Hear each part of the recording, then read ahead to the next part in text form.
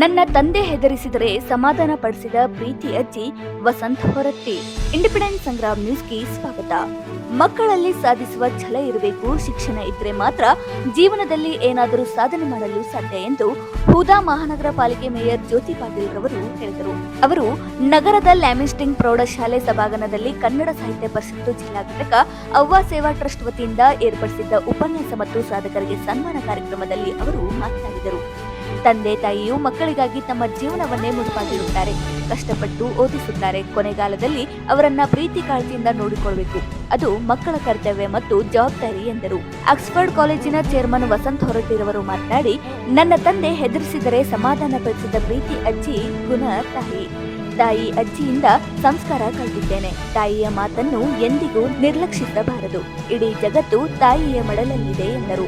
ಪ್ರತಿ ವರ್ಷ ಕಾರ್ಯಕ್ರಮವನ್ನ ಅಚ್ಚುಕಟ್ಟಾಗಿ ಆಯೋಜಿಸಲಾಗುತ್ತಿದ್ದು, ಅವ್ವ ಟ್ರಸ್ಟ್ ಮೂಲಕ ಹಲವರನ್ನ ಗುರುತಿಸಿ ಸನ್ಮಾನಿಸಲಾಗುತ್ತಿದೆ ಎಂದು ಹೇಳಿದರು. ಧಾರವಾಡದ ಕರ್ನಾಟಕ ವಿಶ್ವವಿದ್ಯಾಲಯದ ನಿವೃತ್ತ ಪ್ರಾಧ್ಯಾಪಕಿ ಜಯಶ್ರೀ ಶಿವಾನಂದ್ ಮಾತನಾಡಿ, ಶಾಲೆ ಕೇವಲ ಸಿಮೆಂಟ್ ಇಟ್ಟಿಗೆಗಳಿಂದ ಕಟ್ಟಿದ ಗೋಡೆಯಲ್ಲ, ಅದು ಬದುಕಿನ ಮೌಲ್ಯಗಳನ್ನ ಕಲಿಸುವ ದೇಗುಲ ಎಂದು ಅಭಿಪ್ರಾಯಪಟ್ಟರು. ಕನ್ನಡ ಸಾಹಿತ್ಯ ಪರಿಷತ್ತಿನ ಜಿಲ್ಲಾ ಘಟಕದ ಅಧ್ಯಕ್ಷರಾದ ಲಿಂಗರಾಜ್ ರವರು ಮಾತನಾಡಿದರು. ಎಸ್ಜೆಎಂ ವಿಎಸ್ ಮಹಿಳಾ ವಿದ್ಯಾಲಯದ ಸಹಾಯಕ ಪ್ರಾಧ್ಯಾಪಕಿ ಸುಪ್ರಿಯಾ ಮಲ್ಶೆಟ್ಟಿ ಉಪನ್ಯಾಸ ನೀಡಿದರು. ಲ್ಯಾಮಿಸ್ಟಿಂಗ್ ಸಾಲ ಸುಧಾರಣಾ ಸಮಿತಿಯ ಚೇರ್ಮನ್ ಶಶಿಕಾಲಿರವರು ಎಲ್ಲರನ್ನ ಸ್ವಾಗತಿಸಿದರು.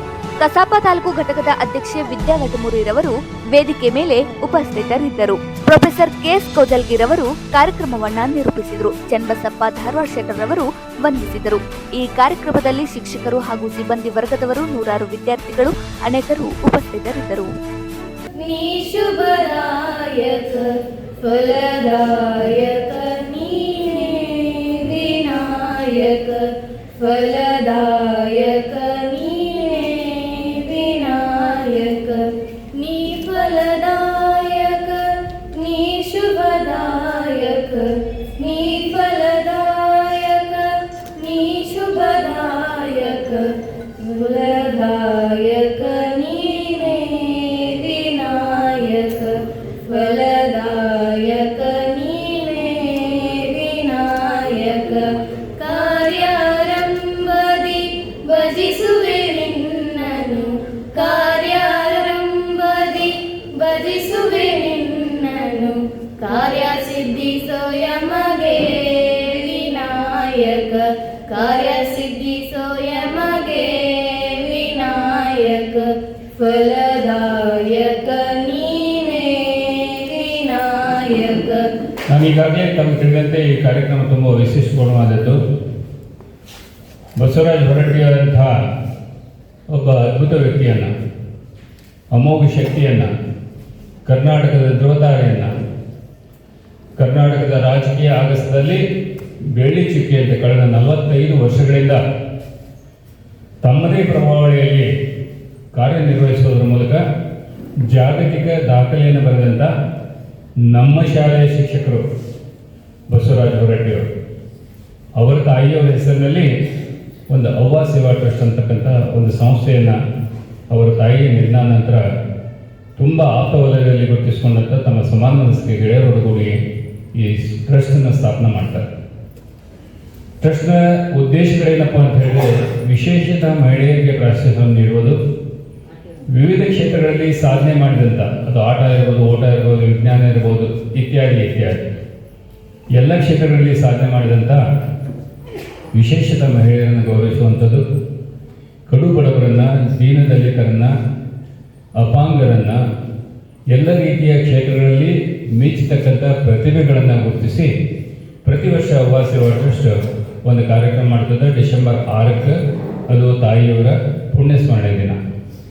ಅವತ್ತಿನ ದಿವಸ ಈ ಎಲ್ಲ ಸಾಧಕರನ್ನು ಗುರುತಿಸಿ ಅವರಿಗೆ ಅವ್ವ ಪ್ರಶಸ್ತಿ ನೀಡುವುದರ ಮೂಲಕ ತುಂಬ ಅತ್ಯುತ್ತಮವಾದ ಕಾರ್ಯಕ್ರಮವನ್ನು, ತಾಯಿಯ ನಿದರ್ಶನದಲ್ಲಿ ತಾಯಿಯ ಆಸಕ್ತಿ, ಆಶೋತ್ತರಗಳನ್ನು, ತಾಯಿಯ ಆದರ್ಶಗಳನ್ನು ಬಿಂಬಿಸುವಂಥ ಕಾರ್ಯಕ್ರಮ ಅದಾಗಿರ್ತದೆ.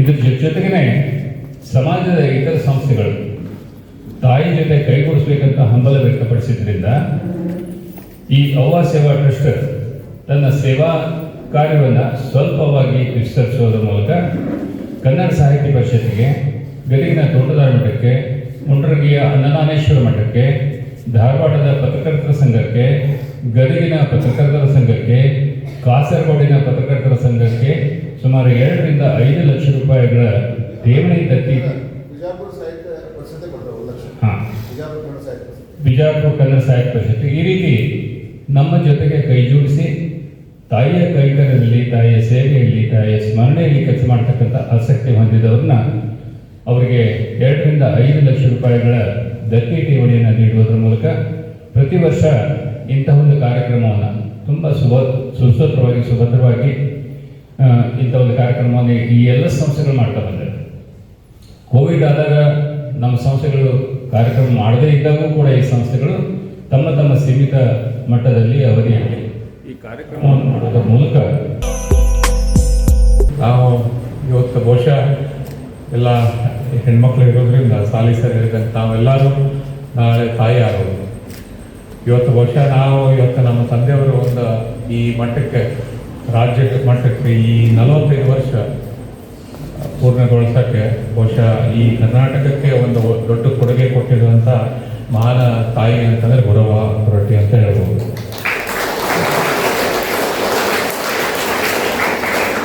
ಇವತ್ತು ಅಂಥ ತಾಯಿ ಇಂಥ ಒಂದು ವ್ಯಕ್ತಿಯನ್ನು ಜನ್ಮಿಸಲಿಲ್ಲ ಅಂದರೆ ಬಹುಶಃ ನಮ್ಮ ಕರ್ನಾಟಕಕ್ಕೆ, ನಮ್ಮ ಕರ್ನಾಟಕ ಇತಿಹಾಸದಲ್ಲಿ ಇಂಥ ಬಸವರಾಜ ಹೊರಟ್ಟಿ ಅಂತ ಒಬ್ಬ ವ್ಯಕ್ತಿ ಬರಲಿಕ್ಕಿಲ್ಲ ಅಂತ ಹೇಳ್ಬೋದು. ಇವತ್ತು ನಾವು ಅವರು ನಮ್ಮ ಅಜ್ಜಿಯ ಮೊಮ್ಮಕ್ಕಳು ಅಂತ ಹೇಳ್ಬೋದು, ಮೊಮ್ಮಗ ಅಂತ. ಅದರಲ್ಲಿ ವಿಶೇಷ ಅಂದರೆ ಸಾಲಿ ಸರ್ ಗೊತ್ತಿರೋ ನಾವು ಪ್ರೀತಿ ಮೊಮ್ಮಗ ಅಂತ ಹೇಳ್ಬೋದು. ಇವತ್ತು ಅವ್ರು ಯಾವುದೇ ನಮ್ಮ ಅಜ್ಜಿ ಅಂದರೆ ನಮ್ಮ ತಂದೆಯವರು ಯಾಕೆ ಇಷ್ಟು ಇದು ಮಾಡ್ತಾರೆ ಅಂದರೆ, ನಮ್ಮ ತಂದೆಯವರು ಭಾಳ ಹಳ್ಳಿಯಿಂದ ಬಂದವರು.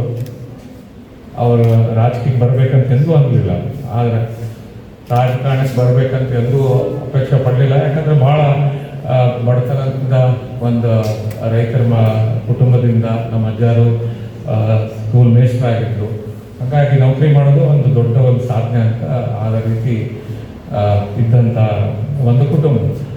ಅಂಥದ್ರಲ್ಲಿ ನಮ್ಮ ಅಜ್ಜಿಯವರು ನಾವು ಏನು ಕೇಳಿದ್ವಿ ಆ ಸಂದರ್ಭದಾಗ ಭಾಳ ಕಷ್ಟಪಟ್ಟು ಬೆಳೆಸಿ ಎಲ್ಲೋ ದುಡ್ಡು ನಮ್ಮ ಅಜ್ಜರಿಂದ ಕದ್ದು ಮುಚ್ಚಿ ಮಾಡಿ ಅವ್ರನ್ನೆಲ್ಲ ಕಲಿಸಿ ಬೆಳೆಸಿ ಇವತ್ತು ಶಹರಿಗೆ ಕಳಿಸಿದಾಗ ಅವರು ಒಂದು ಶಿಕ್ಷಣ ಇದರಲ್ಲಿ ಒಂದು ಟೀಚರ್ ಆಗಿದ್ರು, ಇದೇ ಸ್ಕೂಲಲ್ಲಿ ಮೇಸ್ಟ್ರ್ ಆಗಿದ್ರು, ಫಾತಿಮಾ ಸ್ಕೂಲಲ್ಲಿ ಮೇಸ್ಟ್ರ್ ಆಗಿದ್ರು. ಆಮೇಲೆ ಯಾವುದೋ ಒಂದು ಸಂದರ್ಭದಲ್ಲಿ ಒಂದು ಹೋರಾಟದಲ್ಲಿ ಇವ್ರನ್ನ MLC ಆಗಿ ಮಾಡ್ಬೇಕಂತೇಳಿ ಎಲ್ಲರೂ ಒಂದು ಸಂಘಟನೆಯಿಂದ, ಅಸೋಸಿಯೇಷನ್ದಿಂದ ಅವ್ರು ನಿಲ್ಲಿಸಿದಾಗ, ಹೊರಟ್ಟಿ ಅವ್ರನ್ನ ನಿಲ್ಲಿಸ್ಬೇಕಂದಾಗ ಎಂದೂ ಅವರು ಅಪೇಕ್ಷೆ ಪಟ್ಟಿದ್ದಿಲ್ಲ.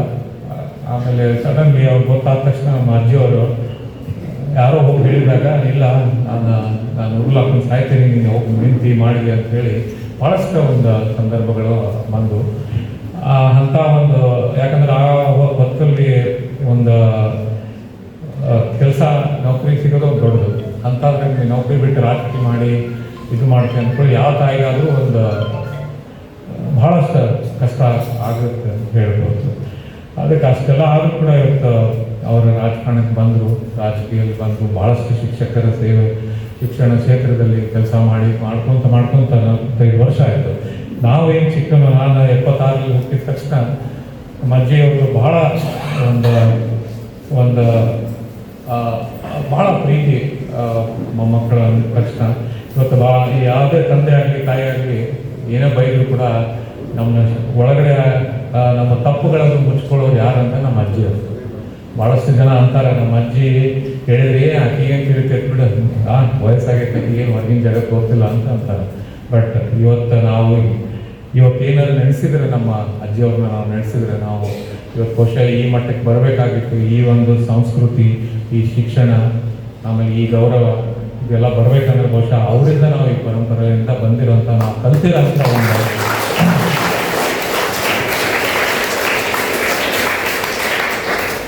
ಯಾಕಂದರೆ ಭಾಳಷ್ಟು ಜನ ಇವತ್ತು ನಾವು ನೋಡ್ತೀವಿ, ಅಜ್ಜಿಯಾಗಲಿ ಯಾರಾಗಲಿ ಯಾರನ್ನೂ ಒಬ್ಬರು ಸೀರಿಯಸ್ ಆಗಿ ತೊಗೊಳ್ಳೋದಿಲ್ಲ. ಈಗ ನಿನಗೇನು ತಿಳಿತೈತೆ ಬಿಡ, ನೀ ಅಲ್ಲಿ ಕುಂತಿ ಕಟ್ಟಿ ಮೇಲೆ ಕುಂತ್ಕೊ ಹೋಗಂತಂದ್ರೆ. ಆದರೆ ಇವತ್ತು ಭಾಳಷ್ಟು ಜನ ಹಂಗೆ ಮಾಡಬಾರ್ದು. ಯಾಕಂದರೆ ಅವರು ಯಾವ ರೀತಿ ಜಗತ್ತನ್ನು ನೋಡಿದ್ದಾರೆ, ಯಾವುದೇ ಮುಂದಾಲೋಚನೆಯಿಂದ ಹೇಳ್ತಾರೆ, ಮುಂದೆ ಹಿಂಗೆ ಮಾಡಬೇಡಪ್ಪ, ನೀನು ಹಿಂಗೆ ಆಗ್ತೈತಿ ಹಿಂಗೆ ಮಾಡಬೇಡ ಅಂತ ಹೇಳಿದಾಗ ನಾವು ಎಷ್ಟೋ ಜನ ಭಾಳಷ್ಟು ನೆಗ್ಲೆಕ್ಟ್ ಮಾಡ್ತೀವಿ. ಅದೆಲ್ಲ ಮಾಡಬಾರ್ದು. ನಾವೆಲ್ಲರೂ ಒಂದು ಗೌರವಿಸಬೇಕು. ಇವತ್ತು ಯಾವ ನಮ್ಮ ತಾಯಿ ಆಗಲಿ, ಇವತ್ತಿಗೂ ಕೂಡ ನಾವು ನಮ್ಮ ತಾಯಿಯನ್ನು ದಿವಸಕ್ಕೆ 1 ತಾಸು ಹೋಗಿ ಅವ್ರನ್ನ ಭೇಟಿ ಆಗಲಿಲ್ಲ ಅಂದರೂ ನಮಗೆ ಸಮಾಧಾನ ಆಗೋದಿಲ್ಲ. ಅದಕ್ಕೆ ಇವತ್ತು ಈ ನಾವು ಏನು ಶಿಕ್ಷಣ ಕಲಿತೀವಲ್ಲ, ಶಿಕ್ಷಣ ಹೇಳಿದಂಗೆ ನಮ್ಮ ಎಲ್ಲ ನಮ್ಮ ಜಗತ್ತೆಲ್ಲೈತಂದ್ರೆ ತಾಯಿ ಮಡಗಲ್ಲಿ ಅಂತ ಹೇಳಿದ್ವಿ. ಬಹುಶಃ ಇದು ಸುಳ್ಳಲ್ಲ. ಇವತ್ತಿಗೆ ಆ ಒಂದು ಕ್ಷಣ ನಿಮ್ಮ ತಾಯಿ ಜೊತೆ ಬೆರೆತು, ತಾಯಿ ಜೊತೆ ಕುಂತು ಸಮಾಧಾನದಿಂದ ಅವ್ರ ಜೊತೆ ಮಾತಾಡಿ ಅವ್ರು ನಮ್ಮ ತಲೆ ಮೇಲೆ ಕೈ ಸವರಿಸಿದಾಗ ಅದು ನಮ್ಮ ಒಂದು ಆ ಇಡೀ ದಿವಸ ಒಂದು ಸಂಪೂರ್ಣವಾಗ್ತೈತೆ ಅಂತ ಹೇಳ್ಬೋದು ನಾನು. ಹಂಗಾಗಿ ಈ ಕಾರ್ಯಕ್ರಮ ಭಾಳ ಅಚ್ಚುಕಟ್ಟ. ಅವ್ವ ಟ್ರಸ್ಟ್ ಅಂತಂದರೆ ಭಾಳಷ್ಟು ಜನ ಈ ಟ್ರಸ್ಟ್ ಆದಾಗಿಂದ ಎಷ್ಟೋ ಜನನ ಗುರುತಿಸಿ ಈ ಟ್ರಸ್ಟ್ ಮುಖಾಂತರ ಎಷ್ಟೋ ಬಡವರಾಗಲಿ, ಎಷ್ಟೋ ಟ್ಯಾಲೆಂಟೆಡ್ ಮಕ್ಕಳಾಗಲಿ, ಎಷ್ಟೋ ಜನನ ಇದರಿಂದ ಗುರುತಿಸಿ ಅವ್ರನ್ನ ಪ್ರಶಸ್ತಿ ಕೊಟ್ಟು ಭಾಳಷ್ಟು ರೆಕಗ್ನೈಸೇಷನ್ ಎಲ್ಲೋ ಸಮಾಜದಲ್ಲಿ ಅವ್ರನ್ನ ಯಾವುದೇ ರೀತಿಯಿಂದ ರೆಕಗ್ನೈಸೇಷನ್ ಆಗಲಾರ್ದಂಥವ್ರನ್ನೆಲ್ಲ ಗುರುತಿಸಿ ಅವ್ರನ್ನ ಸನ್ಮಾನ ಮಾಡಿ ಭಾಳಷ್ಟು ಕೆಲಸಗಳನ್ನು ಈ ಅವ್ವ ಸೇವಾ ಟ್ರಸ್ಟ್ ಮಾಡ್ತಾ ಇದೆ. ಇನ್ನು ಮುಂದೆನೂ ಮಾಡುತ್ತೆ, ಜಾಸ್ತಿ ಇದಕ್ಕಿಂತ ಹೆಚ್ಚು ಮಾಡ್ತಾರೆ. ಹೀಗಾಗಿ ಇವತ್ತು ಈ ಕಾರ್ಯಕ್ರಮಕ್ಕೆ ಕರೆದು ನನ್ನ ಗೌರವಿಸಲಿಕ್ಕೆ ಇವತ್ತು ಭಾಳಷ್ಟು ಜನ ಅತಿಥಿಗಳು ಬಂದಿದ್ದಾರೆ. ಅವರು ಭಾಳ ಚೆನ್ನಾಗಿ ಮಾತಾಡ್ತಾರೆ, ಭಾಳ ಒಳ್ಳೆಯ ಮಾತುಗಾರರು. ತುಂಬ ತಾಯಿ ಬಗ್ಗೆ ಅವರಷ್ಟು ಅವರ ಬಾಯಿಂದ ಕೇಳಬೇಕು. ಆಮೇಲೆ ಅಂಗಡಿ ಸರ್ ಇದ್ದಾರೆ, ನಾವೆಲ್ಲ ಅವರು ಭಾಳ ಚಿಕ್ಕವರಿದ್ದಾಗಿ ನೋಡಿದ್ದಾರೆ. ನಮ್ಮ ತಂದೆಯವರೆಲ್ಲ ನಮ್ಮ ಹೊಡೆದ್ರೆ ನಮ್ಮ ಅಜ್ಜಿನ ಬಂದು ಉಳಿಸ್ತಿದ್ರು.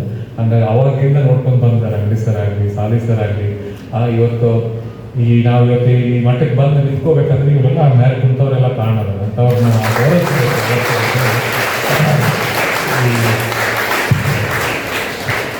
ಮತ್ತೊಮ್ಮೆ ಕನ್ನಡ ಸಾಹಿತ್ಯ ಪರಿಷದ ಅಧ್ಯಕ್ಷರಾದ ಅಂಗಡಿ ಸರ್ಗಾಗಲಿ ಅವರೆಲ್ಲ ಸಹಯೋಗದ ಜೊತೆಗೆ ಏನು ಮಾಡ್ತಾ ಇದ್ದಾರೆ, ನಮ್ಮೆಲ್ಲರಿಗೂ ಹೃತ್ಪೂರ್ವಕವಾಗಿ ಧನ್ಯವಾದಗಳನ್ನು ಹೇಳ್ತಾ ಇದ್ದಾರೆ. ಅಂಗಡಿ ಸರ್ ಅವರು ನನಗೆ ಫೋನ್ ಮುಖಾಂತರ ಕೇಳಿದಾಗ ಇಂತಹ ದಿನ ಅವನ ಕುರಿತು ಮಾತಾಡೋದು ಅಂದ್ರೆ ಆ ಶಬ್ದವನ್ನು ಕೇಳಿದಾಗಲೇ ಮೈ ರೋಮಾಂಚನವಾಗುತ್ತದೆ. ಎಲ್ಲರ ಜೀವನದಲ್ಲಿ ಅತ್ಯಂತ ಮಹತ್ವದ ಸ್ಥಾನ ಅಂತಂದರೆ ತಾಯಿ ಅಂತ ನಾವು ಹೇಳ್ಬೋದು. ಈ ತಾಯಿಯ ಕುರಿತು ಮಾತನಾಡೋದು ಅದು ದೇವರ ಕುರಿತು ಮಾತಾಡಿದ ಹಾಗೆಯೇ. ತಾಯಿ ಬೇರೆ ಇಲ್ಲ, ದೇವರು ಬೇರೆ ಇಲ್ಲ ಅಂತ ಈಗಾಗಲೇ ಕೌಶಲ್ಯ ಸರ್ ಅವರು ಹೇಳಿದರು. ಕುರಾನಿನಲ್ಲಿ ಕೊಟ್ಟಿರುವಂತಹ ತಾಯಿಗೆ ಮಹತ್ವ, ಬೈಬಲ್ನಲ್ಲಿ, ನಮ್ಮ ಭಗವದ್ಗೀತೆಯಲ್ಲಿ, ಎಲ್ಲ ಧರ್ಮಗಳಲ್ಲಿಯೂ ಒಂದು ತಾಯಿಗೆ ದೇವರ ಸ್ಥಾನವನ್ನು ನೀಡಿದ್ದು ಅವರು ನೆನಪಿಸಿದ್ರು. ಅದು ನಮಗೆ ಕಣ್ಣಿಗೆ ಕಾಣುವ ದೇವರು ಅಂತಂದರೆ ತಾಯಿಯೇ. ಅದಕ್ಕೆ ಹೇಳ್ತಾರೆ ತಾಯಿಯೇ ಮೊದಲ ಗುರು, ಮನೆಯೇ ಮೊದಲ ಪಾಠಶಾಲೆ, ತಾಯಿಯೇ ಮೊದಲ ಗುರು ಅಂತ ನಾವು ಕೇಳಿಕೊಂಡು ತಾಯಿಯ ಒಂದು ಮಡಿಲಲ್ಲಿ, ತಾಯಿಯ ಮೌಲ್ಯಗಳಲ್ಲೇ ಬೆಳೆದು ದೊಡ್ಡವರಾಗ್ತಾ ಬರ್ತೀವಿ. ಈ ಅವ್ವ ಅಂತಂದರೆ ಕುಟುಂಬದಲ್ಲಿ ನಾವು ನೋಡಿದಾಗ ಅದು ತ್ಯಾಗದ ಜೀವಿ. ಅವ್ವನ ಪ್ರೀತಿ ಹೇಗೆ ಅಂತಂದ್ರೆ ಅಲ್ಲಿ ಸ್ವಾರ್ಥನೇ ಇರುವುದಿಲ್ಲ. ನಿಸ್ವಾರ್ಥ ಪ್ರೀತಿ ಎಲ್ಲಿಯಾದರೂ ಜಗತ್ತಿನಲ್ಲಿ ಸಿಗುವುದಾದರೆ ಅದು ತಾಯಿಯನ್ನೇ. ಅಂತಹ ಒಂದು ನಿಸ್ವಾರ್ಥ ಪ್ರೀತಿ, ಯಾವುದೇ ರೀತಿಯ ಸ್ವಾರ್ಥ ಇರುವುದಿಲ್ಲ. ಇದಕ್ಕೆ ಒಂದು ಸಣ್ಣ ಘಟನೆಯನ್ನು ನಾನು ಹೇಳ್ತೀನಿ. ಒಬ್ಬ ವ್ಯಕ್ತಿ ಒಂದು ಹುಡುಗಿಯನ್ನು ಪ್ರೀತಿಸ್ತಾ ಇದ್ದ. ಈ ಪ್ರೀತಿ ಅನ್ನೋದು ಹೇಗೆ ಅಂತಂದ್ರೆ ಒಂದು ಬಾಹ್ಯವಾದಂತಹ ದೈಹಿಕ ಆಕರ್ಷಣೆಯ ಪ್ರೀತಿ ಅಂದ್ರೆ ಅದು ಪ್ರೀತಿ ಅನಿಸ್ಕೊಳ್ಳೋದಿಲ್ಲ, ಅದು ಆಕರ್ಷಣೆ ಅನಿಸ್ಕೊಳ್ತೈತಿ. ಪ್ರೀತಿ ಅಂತಂದ್ರೆ ಅದು ಆಂತರಿಕವಾದಂತಹ ಮನಸ್ಸುಗಳ ಒಂದಾಗುವುದು ಅಂತ ಹೇಳ್ಬೋದು. ಆದರೆ ಒಬ್ಬ ವ್ಯಕ್ತಿ ಏನಂತಂದ್ರೆ ಒಂದು ವಯಸ್ಸು ಹಾಗೆ ಒಬ್ಬ ಹುಡುಗಿಯನ್ನು ಪ್ರೀತಿಸ್ತಾ ಇದ್ದ. ಆ ಹುಡುಗಿಗೆ ಏನಂತಂದ್ರೆ ಸರ್ವಸ್ವವನ್ನು ಏನು ಅಂತಂದ್ರೆ ನಿನಗೆ ಧಾರೆ ಎರಿತೀನಿ ಅಂತ ಹೇಳ್ತಾನೆ ಅವ. ಆದರೆ ನನಗೇನು ನಿನ್ನ ಸರ್ವಸ್ವ ಬೇಕಾಗಿಲ್ಲ, ನನಗೆ ಆ ಹುಡುಗಿ ಚಾಲೆಂಜ್ ಮಾಡ್ತಾಳೆ, ನಿನ್ನ ತಾಯಿಯ ಹೃದಯ ತಂದ್ಕೊಡು ಸಾಕು ಅಂತ ಹೇಳ್ತಾನೆ. ಇದೊಂದು ಹಾಗೆ ಘಟನೆ, ಒಂದು ನಂಬಿಕೆ. ಅಂದ್ರೆ ತಾಯಿಯ ಪ್ರೀತಿ ಯಾವ ರೀತಿಯಾಗಿ ಇರ್ತೀತಿ ಅನ್ನೋದ ಒಂದು ದಂತ ಕಥೆಯ ಒಂದು ನಂಬಿಕೆ ಅಂತಲೂ ನಾವು ಹೇಳ್ಬೋದು. ಇವನ ಏನಂತಂದ್ರೆ ತಾಯಿಯ ಹೃದಯವನ್ನೇ ತೆಗೆದುಕೊಂಡು ಬಂದಂತ. ಹಿಂಗ ಒಂದು ಹುಡುಗಿ ಅಂತಂದ್ರ ನಿನ್ನ ಸಂತೋಷದಲ್ಲಿ ನನ್ನ ಸಂತೋಷ ಇದು ಮಗನೇ ಅಂತೇಳಿ ಹೃದಯಕ್ಕೆ ಕೊಟ್ಲಂತ ಅವಸರದಿಂದ ಅವಳೆಲ್ಲಿ ಓಡಿ ಹೋಗಿಳಿದಿನ ಅಂತೇಳಿ ಆ ಹೃದಯವನ್ನು ತೆಗೆದುಕೊಂಡು ಬರ್ತಾ ಇದ್ದಂತ. ಬರುವ ಅವಸರದಾಗ ವೇಗವಾಗಿ ಬರುವಾಗ ಕಾಲು ತಟ್ಟಿ ಬಿದ್ದಂತ. ಅವಾಗ ಪೆಟ್ಟಾಯ್ತ ಮಗು ನೋಡಿ, ಹೃದಯನೇ ಕಿತ್ಕೊಂಡು ಬಂದಾಗ ಅಲ್ಲಿ ನನ್ನ ಮಗ ಈಗ ತನ್ನ ಒಂದು ಪ್ರೀತಿಗೋಸ್ಕರ ಹೃದಯವೇ ಕಿತ್ಕೊಂಡು ಬಂದು ಅಂತಂದ್ರೆ ಬಿದ್ದಾಗ ನೋವಾಯ್ತೆ ಮಗು ಅಂತ ತನ್ನ ನೋವುಗಳನ್ನೆಲ್ಲ ಬದಿಗಿಟ್ಕೊಂಡು ಆ ತಾಯಿ ಮಗನ ಸಂತೋಷದಲ್ಲಿ ಸಂತೋಷ ಕಾಣುವುದು ಎಲ್ಲ ತಂದೆ ತಾಯಿಯಂದಿರೋ ಹಾಗೆ. ಅದರಲ್ಲಿಯೂ ಮಕ್ಕಳ ಮೇಲೆ ಹೇಗೆ ಅಂತಂದ್ರೆ ಅಲ್ಲಿ ಸ್ವಾರ್ಥನೇ ಇರುವುದಿಲ್ಲ, ಯಾವುದೇ ಸ್ವಾರ್ಥವಿಲ್ಲದ ನಿಸ್ವಾರ್ಥಿಯಾಗಿ ನಾವು ಜಗತ್ತಿನಲ್ಲಿ ತಾಯಿಯ ಪ್ರೀತಿ ಮಾತ್ರ ಕಾಣ್ತೀವಿ. ಹಾಗಾಗಿ ಮನೆ ಅಂತ ಹೇಳ್ತೀವಿ ನಾವು.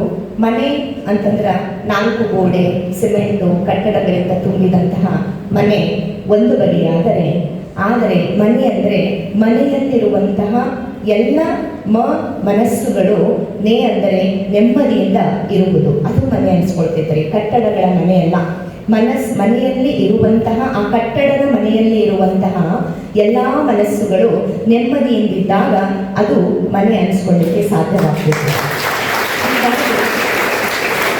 ಆ ಮನೆಯಲ್ಲಿ ಇರುವಂತಹ ಎಲ್ಲ ಮನಸ್ಸುಗಳನ್ನು ನೆಮ್ಮದಿಯಿಂದ ಒಗ್ಗಟ್ಟಿನಿಂದ ಗಟ್ಟಿಯಾಗಿ ಹಿಡಿದುಕೊಳ್ಳುವಂತಹ ಶಕ್ತಿ ತಾಯಿಯಲ್ಲಿ ನೋಡ್ತೇವೆ. ಅದಕ್ಕೆ ತಾಯಿ ಇರುವ ತನಕ ನಮಗ ಯಾವುದೇ ರೀತಿಯ ಕೊರತೆ, ಎಷ್ಟೇ ಬಡತನ ಅನಿಸಿದ್ರು ಆ ಪ್ರೀತಿಯಲ್ಲಿ ನಮ್ಮ ಬಡತನವನ್ನು ಮರೆಮಾಚುವಷ್ಟು ಪ್ರೀತಿಯನ್ನು ಧಾರೆ ಎರೆದು ಕೊಡ್ತಾಳೆ. ಅಂತಹ ಒಂದು ಮನಸ್ಸುಗಳನ್ನು ನೆಮ್ಮದಿಯಿಂದ ಒಟ್ಟುಗೂಡಿಸಿ ನಿಲ್ಲಿಸುವಂತಹ ಶಕ್ತಿ ಆ ಮನೆಯಲ್ಲಿ ಆ ಗೃಹಿಣಿಗೆ, ಆ ತಾಯಿಗೆ ಇದೆ. ಅದು ನಾವೆಲ್ಲರೂ ನೋಡ್ತೀವಿ. ಹೀಗಾಗಿ ಈ ಅವ್ವ ಅನ್ನುವಂತಹ ಈ ಸೇವಾ ಟ್ರಸ್ಟ್, ಆ ಅವ್ವ ಅನ್ನುವುದರಲ್ಲಿ ಎಷ್ಟು ಶಕ್ತಿ ಇದೆ ಅಂತಂದ್ರೆ, ಈ ಪದದಲ್ಲೇ ಅನಂತ ಪ್ರೀತಿ, ಜಗತ್ತಿನಲ್ಲಿ ಸಿಗುವಂತಹ ಪ್ರೀತಿ ಅಂತ ಹೇಳ್ಬೋದು, ಕರುಣೆ ಅಂತ ಹೇಳ್ಬೋದು, ತ್ಯಾಗ ಅಂತ ಹೇಳ್ಬೋದು, ಸಹನೆ, ಶಕ್ತಿ, ಈ ಎಲ್ಲ ಅಂಶಗಳು ಅವ್ವ ಎನ್ನುವಂಥ 2 ಪದಗಳಲ್ಲಿ ಅಡಗಿಕೊಂಡಿದೆ. ಹೀಗಾಗಿ ನಿಸ್ವಾರ್ಥ ಪ್ರೀತಿಯ ರೂಪ ತಾಯಿಯಲ್ಲಿ ನೋಡ್ತೀವಿ. ತಾಯಿಯೇ ಮೊದಲ ಗುರುವಾಗಿ ನೋಡ್ತೀವಿ.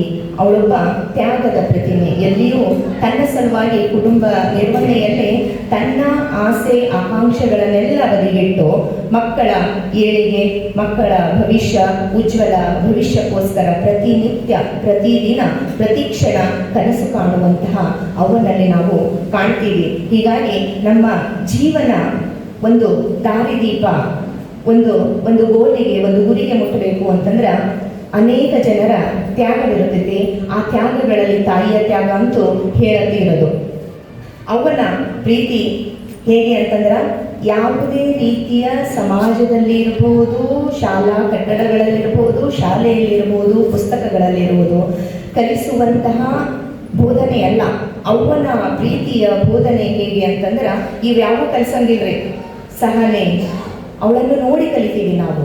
ಒಂದು ಕ್ಷಮಾಗುಣ, ಎಷ್ಟೇ ತಪ್ಪಿದ್ರೂ ಆ ಕ್ಷಮಾ ಗುಣ, ಒಂದು ಶ್ರಮ, ಕುಟುಂಬ ನಿರ್ವಹಣೆಯಲ್ಲಿ ಶಿಸ್ತು ಹಾಗೂ ಮಾನವೀಯತೆ, ಇಂತಹ ಒಂದು ವಿಷಯಗಳನ್ನು ನಾವು ಕಲಿಬೇಕಾದ್ರೆ ಅದು ತಾಯಿಯಿಂದ ಮಾತ್ರ ಸಾಧ್ಯವಾಗ್ತೈತಿ.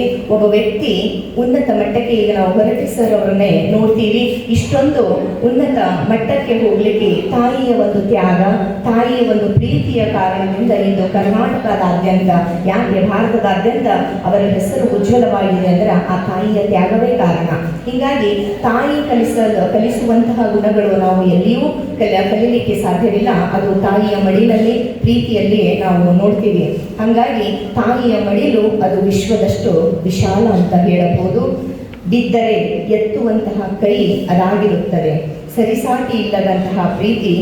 ಎಂತಹ ನೋವಿನಲ್ಲಿಯೂ ತಾಯಿಯಲ್ಲಿ ನಗುವನ್ನು, ನಾವು ತನ್ನ ನೋವನ್ನು ಮರೆಮಾಚಿಕೊಂಡು ನಗುವಿನಿಂದ ಇರುವುದು, ಕಷ್ಟದಲ್ಲಿ ಧೈರ್ಯವನ್ನು ತುಂಬುವುದು ಯಾವ ಪುಸ್ತಕ ಕಲಿಸ್ಕೊಡೋದಿಲ್ಲ. ಸ್ವಾರ್ಥ ಬಯಸದಂತಹ ಪ್ರೀತಿ ತಾಯಿಯಲ್ಲಿ ಮಾತ್ರ ನಾವು ನೋಡ್ತೀವಿ. ನಮ್ಮ ಬದುಕಿನಲ್ಲಿ ಇಂತಹ ಪ್ರೀತಿ ಆ ತಾಯಿಯಲ್ಲೇ ಕಾಣಲಿಕ್ಕೆ ಸಾಧ್ಯವಾಗ್ತೈತಿ. ಅಡಿ ಅಡಿಗೂ, ಹೆಜ್ಜೆ ಹೆಜ್ಜೆಗೂ ನಮ್ಮನ್ನು ಕೈ ಹಿಡಿದು ಎತ್ತಿ ಸಾಕಿ ಸಲಹುತ್ತಾಳೆ. ಎಲ್ಲ ಆಸೆ ಆಕಾಂಕ್ಷೆಗಳನ್ನು ಬದಿಗಿಟ್ಟು ನಾವು ಕನ್ನಡ ಸಾಹಿತ್ಯದಲ್ಲಿ ತಾಯಿಯ ಕುರಿತು ಅನೇಕ ಪದ್ಯಗಳಿರಬಹುದು, ಪ್ರಬಂಧಗಳಿರ್ಬೋದು, ಕಥೆಗಳಿರ್ಬೋದು, ಸಾಕಷ್ಟು ನಮ್ಮ ಲೇಖಕರು ಬರೆದಿದ್ದು ನಾವು ನೋಡ್ತೀವಿ. ಅದರೊಳಗೆ ಒಂದು ಟಿ ಲಂಕೇಶ್ ಅವರು ಬರೆದಿರುವಂತಹ ಅವ್ವ ಅನ್ನುವಂತಹ ಪದ್ಯ ರೀ. ಎಷ್ಟು ಅದ್ಭುತ! ಅಲ್ಲಿ ಲಂಕೇಶ್ ಅವರ ತನ್ನ ಅವ್ವನ ಒಂದು ಮಹಿಮೆ ಆ ಪದ್ಯದಲ್ಲಿ ಹೇಗೆ ಹಿಡಿದಿಟ್ಟಿದ್ದಾರೆ ಅಂತಂದ್ರೆ, ಲಂಕೇಶ್ ಅವರು ಹೇಳ್ತಾರೆ ಅಂದ್ರೆ ಅವರಮ್ಮ ತೀರ್ಕೊಂಡಾಗ ಆ ಒಂದು ಕೃತಜ್ಞತೆಯ ಕಣ್ಣೀರಿನ ಮೂಲಕ ಆ ಭಾವಗಳನ್ನು ಶಬ್ದಗಳಲ್ಲಿ ಹಿಡಿದಿಡ್ತಾರೆ. ಹೇಗಿದ್ದಾಳೆ ನನ್ನ ಅವ್ವ, ಫಲವತ್ತಾದ ಕಪ್ಪು ಮಣ್ಣು. ನೋಡ್ರಿ, ಕಪ್ಪು ಮಣ್ಣಿನಲ್ಲಿಯೇ ನಾವು ಫಲವತ್ತತೆಯನ್ನು ನೋಡ್ತೀವಿ. ಆ ಫಲವತ್ತತೆ ಯಾವುದಕ್ಕೆ ಹೇಳ್ತಾ ಇದ್ದಾರೆ ಅಂದ್ರೆ, ಮನೆ ತುಂಬ ಮಕ್ಕಳು, ಮನೆ ತುಂಬ ಮಕ್ಕಳದಾರ, ಫಲವತ್ತತೆಯಿಂದ ಕೂಡಿದ್ದಾಳೆ, ಕಪ್ಪು ಬಣ್ಣ, ಕಪ್ಪು ಐತಿ, ಈ ರೀತಿಯಾಗಿ ಒಂದು ಅನೇಕ ಅರ್ಥಗಳನ್ನು ನೀಡುವಂತಹ ಪದ. ಅಲ್ಲಿ ಏನು ಅಂತಂದ್ರೆ, ಹೇಗೆ ನಮ್ಮನ್ನು ಸಾಕಿ ಸಲಹಿದಳು. ಲಂಕೇಶ್ ಅವರ ಅನುಭವ ಅದ್ಭುತ. ನನ್ನವ್ವ ಹೇಗೆ ಸಾಕಿ ಸಲಹಿದಳು ನಮ್ಮನ್ನೆಲ್ಲ ಅಂತಂದ್ರೆ, ಅಲ್ಲಿ ಹಸಿರು ಪತ್ರದ ಹರವು, ಬಿಳಿಯ ಹೂ ಹಬ್ಬ, ಸುಟ್ಟಷ್ಟು ಕಸುವು, ನೊಂದಷ್ಟು ಹೂ ಹಣ್ಣು. ಅವಳು ಎಷ್ಟು ನೋವನ್ನು ಪಡ್ತಾಳೆ, ಅಷ್ಟು ಮಕ್ಕಳ ಒಂದು ಲವಲವಿಕೆ ಬೆಳೆಸಲಿಕ್ಕೆ. ಅಂದ್ರೆ ಮಕ್ಕಳು ಯಾವುದೇ ಕೊರತೆ ಇಲ್ಲದೆ ಬೆಳಿಬೇಕು ಅಂದ್ರೆ ಅತ್ಯಂತ ಸಂಕಷ್ಟದ ಸಂದರ್ಭದಲ್ಲಿ ತನ್ನನ್ನು, ತನ್ನ ಮನಸ್ಸನ್ನು, ದೇಹವನ್ನು ಎಲ್ಲವನ್ನೂ ಸುಟ್ಟಿದ್ರೂ ಸಹ ಅವಳ ಖುಷಿಯಲ್ಲಿದೆ ಅಂತಂದ್ರೆ ಮಕ್ಕಳ ಆನಂದದಲ್ಲಿ, ಮಕ್ಕಳ ಒಂದು ಸಂತೋಷದಲ್ಲಿ, ಒಳ್ಳೆಯ ಕಾರ್ಯಗಳಲ್ಲಿ ಆ ತಾಯಿಯ ಸಂತೋಷವಿದೆ. ಹಾಗಾಗಿ ಮಕ್ಕಳೊದ್ದರೆ ಅವಳ ಅಂಗಾಂಗ ಪುಲಕ ಬೆಳೆಯುವಂತಹ ಒಂದು ಆ ತಾಯ್ತನದ ಅನುಭವ ಮಕ್ಕಳೊದ್ದರೆ ಆ ತಾಯಿಯ ಅಂಗಾಂಗವೆಲ್ಲವೂ ಪುಲಕ ಹೊತ್ತ ಬಟ್ಟೆಯ ಇಟ್ಟು ನರಳಿ ಎವೆ ಮುಚ್ಚಿದಳು ತೆರೆಯದಂತೆ. ಅಮ್ಮ ತೀರ್ಕೊಂಡಾಗ ಹೇಳಿದಂತಹ ಮಾತು ಲಂಕೇಶ್ ಅವರು ಅವೆಲ್ಲವೂ ನೆನಪಿಸ್ಕೊಳ್ತಾ ಇದ್ದಾರೆ. ಅವರು ಅದ್ಭುತವಾದ ಕೆಲವು ವಿಚಾರಗಳನ್ನು ನೋಡಿದಾಗ, ಈ ಹೇಗಿದ್ಲು ನನ್ನವ್ವ, ಅವ್ರು ಹೇಳ್ತಾರೆ, ಇತಿಹಾಸ ಪುರಾಣ ಪರಂಪರೆಯಲ್ಲಿ ಬರುವಂತಹ ಶ್ರೇಷ್ಠ ಮಹಿಳೆಯರ ಹೆಸರನ್ನು ಗುರುತಿಸಿ ನನ್ನವ್ವ ಹೀಗಿದ್ದಳು ಅಂತ ಹೇಳಂಗಿಲ್ಲ. ಸತಿ ಸಾವಿತ್ರಿ ಅಲ್ಲ, ಜಾನಕಿ ಅಲ್ಲ, ಉರ್ಮಿಳೆಯೂ ಅಲ್ಲ, ಚರಿತ್ರೆ ಪುಸ್ತಕದಲ್ಲಿ ಬರುವಂತಹ ಶಾಂತ ಶ್ವೇತ ಗಂಭೀರೆಯೂ ನನ್ನವ್ವ ಅಲ್ಲ. ಗಾಂಧೀಜಿ, ರಾಮಕೃಷ್ಣರ ಪತ್ನಿಯರಂತೆ ಇವು ಅಲ್ಲ. ದೇವರು ಪೂಜಿಸಲಿಲ್ಲ, ಒಮ್ಮು ಹರಿಕತೆ ಕೇಳಲಿಲ್ಲ, ಮುತ್ತೈದೆಯಾಗಿ ಒಂದು ದಿನ ಮನೆಗೆ ಕುಂಕುಮವೂ ಸಹ ಇಡಲಿಲ್ಲ. ಅಂತಂದ್ರೆ ಎಷ್ಟು ನಿಸ್ವಾರ್ಥದಿಂದ ಅವಳು ಮಕ್ಕಳನ್ನು ಸಾಕ್ತಾ ಇದ್ಲು ಅಂತ. ಹೇಗಿದ್ಲು, ಬನದ ಕರಡಿಯ ಹಾಗೆ ಚಿಕ್ಕ ಮಕ್ಕಳನ್ನು ಹೊತ್ತುಕೊಂಡು. ಯಾಕೆ ಇಷ್ಟೆಲ್ಲ ಬನದ ಕರಡಿಯ ಹಾಗೆ ಅವಳು ಇದ್ಲು, ಹರಿಕತೆ ಕೇಳಲಿಲ್ಲ, ಒಂದು ದಿನ ಕುಂಕುಮ ಇಡ್ಲಿಲ್ಲ, ಏನಂತಂದ್ರೆ ಒಳ್ಳೆ ಮೌಲ್ಯಗಳನ್ನು ಅಂತ ಹೇಳ್ತಾ ಇಲ್ಲ, ಆದರೆ ಅವಳ ಒಂದು ನೈಜತೆ, ಆ ಒಂದು ಎಷ್ಟು ಒಂದು ನೈಜತೆಗೆ ಅವನ ಒಂದು ಮಹಿಮೆಯನ್ನು ಇಲ್ಲಿ ತಂದಿಡ್ತಾರೆ ಅಂತಂದ್ರೆ, ಕಾಸು ಹೇಗೆ ಅಂತಂದ್ರೆ, ಚಿಕ್ಕ ಮಕ್ಕಳನ್ನು ಹೊತ್ತುಕೊಂಡು ಕಾಸು ಗಂಟಿಕ್ಕಿದಳು, ನೊಂದ ನಾಯಿಯ ಹಾಗೆ ಬೈದು ಒಣಗಿ ಗುದ್ದಾಡಿದಳು, ಸಣ್ಣತನ, ಕೊಂಕು, ಕೆರೆದಾಟ, ಕೋತಿಯ ಹಾಗೆ. ಇವೆಲ್ಲವೂ ಕಾರಣ ಯಾವುದಕ್ಕೆ ಅಂದ್ರೆ ಮನೆತನದ ಉದ್ಧಾರ ಮಾತ್ರ.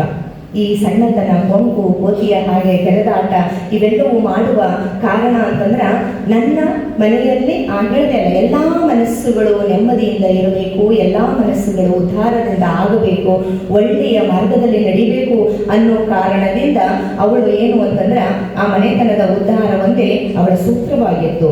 ಹೀಗಾಗಿ ನನ್ನವ್ವ ಏನು ಅಂತಂದ್ರೆ ಈ ರೀತಿಯಾಗಿ ನಮ್ಮನ್ನು ಸಾಕಿ ಸಲಹಿದಂತಹ ನನ್ನ ತಾಯಿ ಇದ್ಲು. ಈಕೆ ಉರಿಗೆದ್ದಾಳು. ಯಾವಾಗ ಅಂತಂದ್ರೆ ಮಗ ಕೆಟ್ಟರೆ, ಗಂಡ ಬೇರೆ ಕಡೆ ಹೋದರೆ ಮಾತ್ರ ಉರಿದೆದ್ದಾಳು ತಾಯಿ. ಮಗ ಕೆಟ್ಟರೆ, ಗಂಡ ಬೇರೆ ಕಡೆ ಹೋದರೆ ಬನದ ಕರಡಿಗೆ ನಿಮ್ಮ ಭಗವದ್ಗೀತೆ ಬೇಡ. ಯಾವ ಭಗವದ್ಗೀತೆ ಬೇಕ್ರಿ? ಇಂತಹ ಮೌಲ್ಯಗಳ ತಾಯಿಯಲ್ಲಿ ನಾವು ನೋಡುವಾಗ ಭಗವದ್ಗೀತೆ ಪುಸ್ತಕನ ಹೇಳಿದೆ ಅಲ್ಲ, ಪುಸ್ತಕ ಕಲಿಸಿ ಕೊಡಲಾರದಂತಹ ಒಂದು ಪ್ರೀತಿ, ಅದು ನಿಸ್ವಾರ್ಥ ಪ್ರೀತಿ, ತ್ಯಾಗ, ಕರುಣೆ, ಅನುಕಂಪ ಇವೆಲ್ಲವೂ ನಾವು ಏನು ಓದಿ ತಿಳಿಬೇಕಾಗಿಲ್ಲ, ಅವಳ ಜೀವನವನ್ನು ನೋಡಿಯೇ ನಾವು ಕಲ್ಕೊಳ್ತೀವಿ. ಆ ಪರಿಣಾಮವೇ ನಮ್ಮ ಮೇಲೆ ಬೀಳ್ತೈತಿ. ಹೀಗಾಗಿ ಕಾಳು ಕಡ್ಡಿಗೆ, ದುಡಿತಕ್ಕೆ, ಮಕ್ಕಳಿಗೆ ಮೇಲೊಂದು ಸೂರು ಅನ್ನ ರೊಟ್ಟಿ ಹಚ್ಚಡಕ್ಕೆ ಸರೀಕರ ಎದುರು ತಲೆ ಎತ್ತಿ ನಿಲ್ಲಲಿಕ್ಕೆ ಪ್ರತಿದಿನ ದುಡಿತಾ ಇದ್ಲು. ಕೂತ್ಕೊಂಡು ಉಪದೇಶ ಇಲ್ಲ, ಪ್ರತಿದಿನ ದುಡಿಮೆಯಲ್ಲಿ ಮುಳುಗಿದ್ಲು. ಯಾಕೆ ಅಂದ್ರ ಮಕ್ಕಳನ್ನು ಸಾಕಿ ಸಲಹುವುದಕ್ಕಾಗಿ. ಇವಳಿಗೆ ಮೆಚ್ಚುಗೆ ಅಂತ ಹೇಳ್ತಾರೆ. ಕೃತಜ್ಞತೆಯ ಕಣ್ಣೀರು. ನನ್ನವ್ವ ಇಷ್ಟೆಲ್ಲ ಒಂದು ನಿಸ್ವಾರ್ಥದಿಂದ ಯಾವುದೇ ಆಸೆಗಳನ್ನು ಇಲ್ಲದೆ ನಮ್ಮನ್ನೆಲ್ಲ ಸಾಕಿದ್ಲು. ಆದರೆ ಹೇಗೆ ಅಂತಂದ್ರೆ ಇಡೀ ಯೌವನವ ಕಳೆದಳು ಚಿಂದಿಯ ಸೀರೆಯ ಉಟ್ಟಿಕೊಂಡು ಅಂತ ಹೇಳ್ತಾರೆ. ಹರಕು ಚಿಂದಿಯ ಸೀರೆಯನ್ನು ಉಟ್ಕೊಂಡು ಯೌವನವ ಕಳೆದಳು. ಅಂದ್ರ ಯೌವನದಲ್ಲಿ ಯಾರಿಗಾದ್ರೂ ಸಹಜವಾಗಿ ಸರಿಯಾಗಿ ಇರಬೇಕು, ಕಾಣಬೇಕು ಅನ್ನುವಂಥ ಒಂದು ಇರ್ತೈತಿ. ಆದ್ರೆ ಆ ಬಹಳ ಚಿಕ್ಕ ವಯಸ್ಸಿನಲ್ಲೇ ಹಿಂದ ಮದುವೆ ಮಾಡ್ತಾ ಇದ್ರು. ಯೌವನ ಬರೋದ್ರೊಳಗ ಮನೆ ತುಂಬ ಮಕ್ಕಳಿದ್ರು. ಆ ಮಕ್ಕಳ ಸಾಕಿ ಸಲುವುದರಲ್ಲಿ ಯಾವುದು ನನ್ನ ಯೌವನ ಅಂತ ತನ್ನ ಕಡೆ ಗಮನ ಕೊಡದೆ ಮಕ್ಕಳ ಉದ್ಧಾರವೇ ನನ್ನ ಎಲ್ಲವೂ ಒಂದು ಮೂಲ ಸೂತ್ರ ಅಂತ ತಿಳ್ಕೊಂಡು ಆ ಚಿಂದಿಯ ಬಟ್ಟೆಯಲ್ಲಿ ಯೌವನವನ್ನೆಲ್ಲ ಸರಿ ಮುಗಿಸಿದಳು. ಇಂತಹ ಒಂದು ಅವ್ವನಿಗೆ, ಇಂತಹ ಒಂದು ಅಮ್ಮನಿಗೆ ಕೃತಜ್ಞತೆಯ ಕಣ್ಣೀರು ಈ ಅಕ್ಷರದ ಒಂದು ಕಾಣಿಕೆ ಅಂತ ಲಂಕೇಶ್ ಅವರ ಪದ್ಯದಲ್ಲಿ ಹೇಳ್ತಾರೆ. ಸಾಕಷ್ಟು ಪದ್ಯಗಳು ತಾಯಿಯ ಮೇಲೆ ಬರ್ತಾವೆ. ಆದರೆ ಈ ಪದ್ಯನೇ ನಾನು ಯಾಕೆ ಆಯ್ಕೆ ಮಾಡ್ಕೊಂಡೆ ಅಂದ್ರೆ, ಒಂದು ನನ್ನ ತಾಯಿ ಹಾಗದಾಳ ಹೀಗದಾಳ ಊರ ಮೇಲೆ ಏನು ಅಂತಂದ್ರೆ ಜಾನಕಿ ದ್ರೌಪದಿ ಅಂತಹ ಏನೂ ಇಲ್ಲ, ವಾಸ್ತವಕ್ಕೆ ತಂದು ನಿಲ್ಲಿಸಿದ್ರಲ್ಲ. ಆದ್ರೆ ಆ ವಾಸ್ತವದಲ್ಲಿ ಎಷ್ಟು ನೈಜತೆ, ಎಷ್ಟು ಸತ್ಯವಡೆದಿದೆ. ಪ್ರತಿಯೊಂದು ತಾಯಿಯವರಲ್ಲಿಯೂ ನಾವು ಅದೇ ಗುಣಗಳನ್ನು ನಾವು ಕಾಣ್ತೀವಿ. ಯಾವ ತಾಯಿಯು ಯಾವುದೇ ಆಗಲಿ. ಆದ್ರೆ ಇವೆಲ್ಲವೂ ನೋಡಿದ್ರೆ ಒಂದು ಕಾಲದ್ದು. ಆದರೆ ಈಗ ನಾವು ಆಧುನಿಕ ಯುಗದಲ್ಲಿ ಬದುಕ್ತಾ ಇದ್ದೀವಿ. AI ಜಗತ್ತಿನಲ್ಲಿ ಬದುಕ್ತಾ ಇದ್ದೀವಿ, ಯಂತ್ರಗಳಲ್ಲಿ ಬದುಕ್ತಾ ಇದ್ದೀವಿ. ಆಧುನಿಕ ವಿಜ್ಞಾನ ಇಷ್ಟೊಂದು ಮುಂದುವರೆದರೂ, ಯಂತ್ರ ಮಾನವ ಕಾಲವಾದರೂ ಮನಸ್ಸಿಗೆ ಶಾಂತಿ, ನೆಮ್ಮದಿ, ಆರೈಕೆ, ಮಮತೆ ಈ ಮೂಲ ತತ್ವಗಳು ಸಿಗುವುದು ಮಾತ್ರ ಪ್ರೀತಿಯಲ್ಲಿಯೇ. ಅದು ತಾಯಿಯ ಮಡಿಲಲ್ಲಿಯೇ. ನಾವು ಯಾವುದರಲ್ಲಿ ಕ್ಷಣಿಕ ಸುಖ ಕೊಡ್ತಾವ್ರಿ, ಮೊಬೈಲ್ ಇರಬಹುದು, TV ಇರಬಹುದು, ಏನೆಲ್ಲ ನಾವು ಈಗ ಯಂತ್ರಗಳನ್ನು ಹಿಡ್ಕೊಂಡಾಗ ಮರೆಮಾಚಿ ಹೋಗಿದ್ರು ಏನು ಹಿಡಿದಿದ್ರು ಅದ್ರದ್ದು ಸೈಡ್ ಎಫೆಕ್ಟ್ ಬಾಳದವ್ರೆ. ಏನೋ ಮನೋರಂಜನೆ ಅನ್ನಿಸ್ತಿತಿ, ನೆಮ್ಮದಿ ಅನ್ನಿಸ್ತಿತಿ, ಸ್ವಲ್ಪ ಟೈಮ್ ಪಾಸ್ ಅನ್ನಿಸ್ತಿತಿ, ಏನಾದರೂ ಒಂದು ಅಂತಿಮ ನೆಮ್ಮದಿ, ಶಾಂತ, ಮತ್ತೆ ಯಾವುದು ಬೇಡ ಅನ್ನೋದಕ್ಕ ಒಂದು ಏನಂತೀವಿ ಅಂದ್ರೆ ಸಂತೃಪ್ತ ಭಾವ ಬರುವುದು ಅದು ತಾಯಿಯ ಮಡಿಲಲ್ಲಿ ಮಾತ್ರ ಸಾಧ್ಯವಾಗ್ತೈತಿ. ಹಾಗಾಗಿ ಅನೇಕ ವ್ಯಕ್ತಿಗಳು ನಮ್ಮ ಜೀವನದಲ್ಲಿ ಅನೇಕ ಜನರು ಬರ್ತಾರೆ. ಸಮಾಜದಲ್ಲಿ ಇರಬಹುದು, ಕುಟುಂಬದಲ್ಲಿ ಇರಬಹುದು, ನಾವು ಸುತ್ತಮುತ್ತ ಇದ್ರು. ಆದ್ರೆ ತಾಯಿಯಂಗ ಯಾವ ವ್ಯಕ್ತಿಯನ್ನು ನಾವು ನೋಡ್ಲಿಕ್ಕೆ ಸಾಧ್ಯವಿಲ್ಲ. ಯಾಕಂದ್ರೆ ಅವಳಲ್ಲಿ ಸ್ವಾರ್ಥನೆ ಇರುವುದಿಲ್ಲ. ಹಾಗಾಗಿ ನಮ್ಮ ಹೃದಯದ ಆಳದಲ್ಲಿ, ಎಲ್ಲರ ಒಂದು ಹೃದಯದ ಆಳದಲ್ಲಿ ಆ ತಾಯಿಯ ಮಮತೆ ಅಡಗಿಕೊಂಡಿರುತ್ತದೆ. ಮನೆಯ ಸಂಪೂರ್ಣ ಸಮತೋಲನ ತಾಯಿಯಲ್ಲೇ ನಾವು ನೋಡ್ತೀವಿ. ಏನು ಹೇಳಿದೆ ಅಲ್ಲ, ತಾಯಿ ಒಂದು ಕಡೆ ಹೇಳ್ತಾರೆ ಹೇಗೆ ಅಂತಂದ್ರೆ, ಅಮ್ಮ ಇರುವ ತನಕ ಅಮ್ಮನ ಮಹಿಮೆ ನಾವು ಹೇಳ್ತೀವಿ ಅಷ್ಟ. ಎಲ್ಲವೂ ಅವ್ರ ಮೇಲೆ ಏನಂತಂದ್ರೆ ಎಷ್ಟು ಅವಲಂಬಿತವಾಗಿ ಇರ್ತೀವಿ ಅಂದ್ರೆ, ನಾವು ಎಷ್ಟು ಅವಲಂಬಿತ ಆಗೀವಿ ಅಂದಾಗ ತಾಯಿಯನ್ನು ಕಳ್ಕೊಂಡಾಗ ಮಾತ್ರ ಗೊತ್ತಾಗ್ತೈತ್ರಿ. ಪ್ರತಿ ಕ್ಷಣ, ಪ್ರತಿ ಹೆಜ್ಜೆ, ಪ್ರತಿ ನಿಮಿಷಕ್ಕೂ ಅವಳ ನೆನಪು ಕಾಡ್ತಾನೇ ಇರ್ತೈತೆ. ಹಾಗಾಗಿ ಅವಳ ಒಂದು ನೆನಪು, ಆ ಸಮತೋಲನ ಹೇಗೆ ಇಟ್ಕೊಂಡಳು, ಅವಳ ಒಂದು ಅಗಲಿಕೆಯಿಂದ ನಾವು ಎಷ್ಟೇ ಒಂದು ಆತ್ಮೀಯತೆಯಿಂದ ಅಣ್ಣ ತಮ್ಮಂದಿರಿರ್ಬೋದು, ಅಕ್ಕ ತಂಗಿಯರಿರ್ಬೋದು, ಮನೆಯಲ್ಲೇ ಇರುವವರು, ಆದರೆ ತಾಯಿ ಎನ್ನುವಂಥ ಒಂದು ಕೊಂಡಿ ಕಳಚಿಕೊಳ್ತು ಅಂದ್ರೆ ಎಲ್ಲ ಕೊಂಡಿಗಳು ತನ್ನಿಂದ ತಾನೇ ತನಗರಿವಿಲ್ಲದಂತೆ ಕಳಚ್ಕೊತಾ ಹೋಗ್ತಾವ್ರೆ. ಎಲ್ಲ ಕೊಂಡಿಗಳನ್ನು ಹಿಡಿದಿಡುವ ಶಕ್ತಿ ಆ ತಾಯಿಯಲ್ಲಿತ್ತು. ತಾಯಿ ಸತ್ತ ಮರುದಿನ ನೋಡಿದಾಗ ಮನೆಗಳಲ್ಲಿ ಯಾವುದೇ ರೀತಿಯ ನೆಮ್ಮದಿ ಕಾಣುವುದಿಲ್ಲ. ಒಡಕುಗಳು, ಬಿರುಕುಗಳು ಎದ್ದು ನಿಂತಿರ್ತಾವ್ರಿ. ಗೋಡೆಗಳು, ಮನೆಯಲ್ಲಿ ವಿಭಾಗದ ಗೋಡೆಗಳು, ಆ ಎಲ್ಲವನ್ನು ಏನು ಅಂದ್ರೆ ನಿಸ್ವಾರ್ಥದಿಂದ ಆ ತಾಯಿಯಾದವಳು ಆ ಕೊಂಡಿಗಳನ್ನು ಜೋಡಿಸಿಟ್ಟಿರ್ತಾಳೆ. ತಾಯಿಯ ಹೋಗಿದ ಮನೆಯಲ್ಲಿ ನೋಡ್ರಿ, ನೀವು ತಾಯಿಯನ್ನು ಕಳ್ಕೊಂಡಾಗ ನೋಡ್ರಿ ಆ ಮನೆಗಳು ಛಿದ್ರವಾಗಿರುವುದನ್ನು ನಾವು ನೋಡ್ತೀವಿ. ಇಲ್ಲಿವರೆಗೆ ಛಿದ್ರನೇ ಇಲ್ಲದೆ ಇರುವಂತಹ ಎಷ್ಟು ಈ ಅಣ್ಣ ತಮ್ಮಂದಿರು, ಅಕ್ಕ ತಂಗಿಯರು ಎಷ್ಟು ಸದ್ಭಾವದಿಂದಿದ್ರು, ಒಳ್ಳೆ ಭಾವದಿಂದಿದ್ರು ಅಂದಾಗ ತಾಯಿ ಹೋದ ಮೇಲೆ ಆ ಕೊಂಡಿಗಳು ಕಳಚಿಕೊಂಡಿರುವಂತಹ ಎಷ್ಟೋ ಕುಟುಂಬಗಳನ್ನು ನಾವು ನೋಡ್ತೀವಿ. ಇದರ ಅರ್ಥ ತಾಯಿ ಹೇಗೆ ಹಿಡಿದಿಟ್ಟಿದ್ಲು, ಎಲ್ಲ ನೋವುಗಳು, ಎಲ್ಲರ ವಿಚಾರಗಳು ತನ್ನ ಹೊಟ್ಟೆಯಲ್ಲಿ ಅಡಗಿಕೊಂಡು ಹಾಕ್ಕೊಂಡು ಎಲ್ಲರಿಗೂ ಒಳ್ಳೆಯದನ್ನು ಬಯಸೋದು, ಒಗ್ಗಟ್ಟಿನಲ್ಲಿ ಆ ಬಲ ಕಲಿಸಿಕೊಟ್ಟವಳು ತಾಯಿಯಲ್ಲಿ ನಾವು ನೋಡ್ತೀವಿ. ಇಂತಹ ಒಂದು ಬಂಧನದ ಶಕ್ತಿ ನಾವು ನೋಡುವುದು ತಾಯಿಯಲ್ಲಿ ಮಾತ್ರ.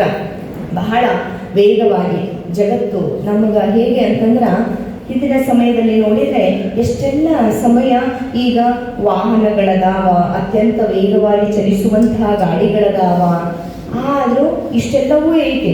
ಎದ್ದ ತಕ್ಷಣ ಅದರೊಂದು ಸಮಯನೇ ಇಲ್ಲ. ಸಮಯದ ಹಿಂದೆ ಓಡ್ತಾ ಇದ್ದೀವಿ. ಆ ಸಮಯಕ್ಕೋಸ್ಕರ ಹೇಗೆ ಅಂದ್ರೆ ಪ್ರತಿನಿತ್ಯ ಪ್ರತಿಕ್ಷಣ ಈ ಜಗತ್ತು ಎಷ್ಟು ವೇಗವಾಗಿ ಬದಲಾವಣೆ ಆಗ್ತಾ ಇದೆ ಅಂದ್ರೆ ಮೊಬೈಲ್ ಬಂದ ಮೇಲಂತೂ ಜಗತ್ತು ಬಹಳ ಬದಲಾವಣೆ ಆಗೈತೆ. ಆದ್ರೆ ನಾನು ಹೇಳಿದೆ ಅಲ್ಲ, ಎಷ್ಟೇ ಬದಲಾವಣೆ ಆದರೂ ಆ ಮೌಲ್ಯಗಳು, ಆ ಒಂದು ಶಾಂತಿ, ನೆಮ್ಮದಿ ಯಾವುದೇ ಒಂದು ಏನು ಅಂತಂದ್ರೆ ಇಂಥ ವಸ್ತುಗಳಲ್ಲಿ ಸಿಗಲಿಕ್ಕೆ ಸಾಧ್ಯವಿಲ್ಲ.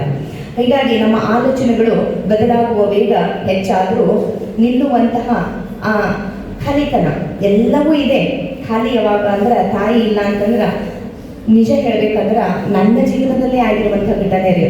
ನನ್ಗೆ ಏನು ಅಂತಂದ್ರೆ ಆರಾಮಾಗಿ ಇದ್ದಂತಹ ಒಂದು ಸಂದರ್ಭದಲ್ಲಿ ಹೇಗೆ ಅಂತಂದ್ರೆ ಯಾವುದೋ ಈಗ ನಮ್ದೊಂದು ಎಲ್ಲೋ ಒಂದು ಸಾಧನೆ ಮಾಡಿ ಬಂದಿವಿ, ಒಂದು ಚಿಕ್ಕ ಒಂದು ಬಹುಮಾನನೇ ತೆಗೆದುಕೊಂಡು ಬಂದಿವಿ, ಏನೋ ಒಂದು 4 ಜನರು ಮಾತಾಡಿದ್ವಿ, ಗುರುಗಳ ಮೆಚ್ಚುಗೆಯನ್ನು ಪಡ್ಕೊಂಡು ಬಂದಿವಿ ಅಂದ್ರೆ ಓಡೋಡಿ ಬಂದು ತಾಯಿ ಹೇಳೋದು. ಯಾಕಂದ್ರೆ ಎಷ್ಟು ಸಂತೋಷ ಪಡುವಂಥ ಮನಸ್ಸದು ರೀ. ಈಗ ನಮ್ಮ ಏರಿಗೆ ಯಾರಾದ್ರೂ ನೋಡ್ರಿ ಇನ್ನೊಬ್ಬರಿಗೆ ಹಂಗ ಅನ್ನುವಂಥ ಕಾಲೇಳುವಂಥ ಮನಸ್ಸು, ಆ ಮನಸ್ಸು ತಾಯಿಯಲ್ಲಿ ಮಾತ್ರ ಎಷ್ಟು ನಿಸ್ವಾರ್ಥದಿಂದ ಅಂದ್ರೆ ನಾಂಗ 1 ಪಟ್ಟು ಸಂತೋಷ ಆದ್ರೆ 10 ಪಟ್ಟು ಸಂತೋಷ ತಾಯಿಯಲ್ಲಿ ಆಗುವುದನ್ನು ನಾವು ಕಾಣ್ತೀವಿ. ಏನು ಅಂತಂದ್ರೆ ಕೆಲಸಕ್ಕೆ ನಾವು ಜಾಯಿನ್ ಆಗುವಾಗ ನಮ್ದು 1 ವರ್ಷ ಹಾಗೆ ನಡೀತು, ಇನ್ನೂ ಆರ್ಡರ್ ಬರಲಿಲ್ಲ. ನನ್ನ ತಾಯಿ ಗಂಭೀರ ಸ್ಥಿತಿಯಲ್ಲಿದ್ದರು. ಪ್ರತಿನಿತ್ಯ ಆ ಘಟನೆಯನ್ನು ಅವಳು ಮುಂದೆ ಹೋಗಿ ಹೇಳ್ತಿದ್ದೆ. ಹೇಳುವಾಗ ಏನಾರ ಹೇಳಿ ಸಾಕು, ನಿಂದ ಆರ್ಡರ್ ಕಾಪಿ ಬಂತ, ಅದು ಒಂದು ಹೇಳು, ನೆಮ್ಮದಿಯಿಂದ ಕಣ್ಮುಸ್ತೀನಿ ಅಂತ. 20ನೇ ತಾರೀಕು ಏನಂದ್ರೆ ಆರ್ಡರ್ ಬಂದಿದ್ದು ನಮಗೆ ಬಂದಿದ್ದು ಫೆಬ್ರವರಿ 20ಕ್ಕೆ ಬಂದ್ರಿ, 28 ಅಗಲವಾಯಿತು ತಾಯಿದು. ಆ ಕಷ್ಟ ಅಂದ್ರೆ ಅಂಥ ಪ್ರೀತಿ ಎಲ್ಲೂ ಸಿಗ್ಲಿಕ್ಕೆ ಸಾಧ್ಯವಿಲ್ಲ.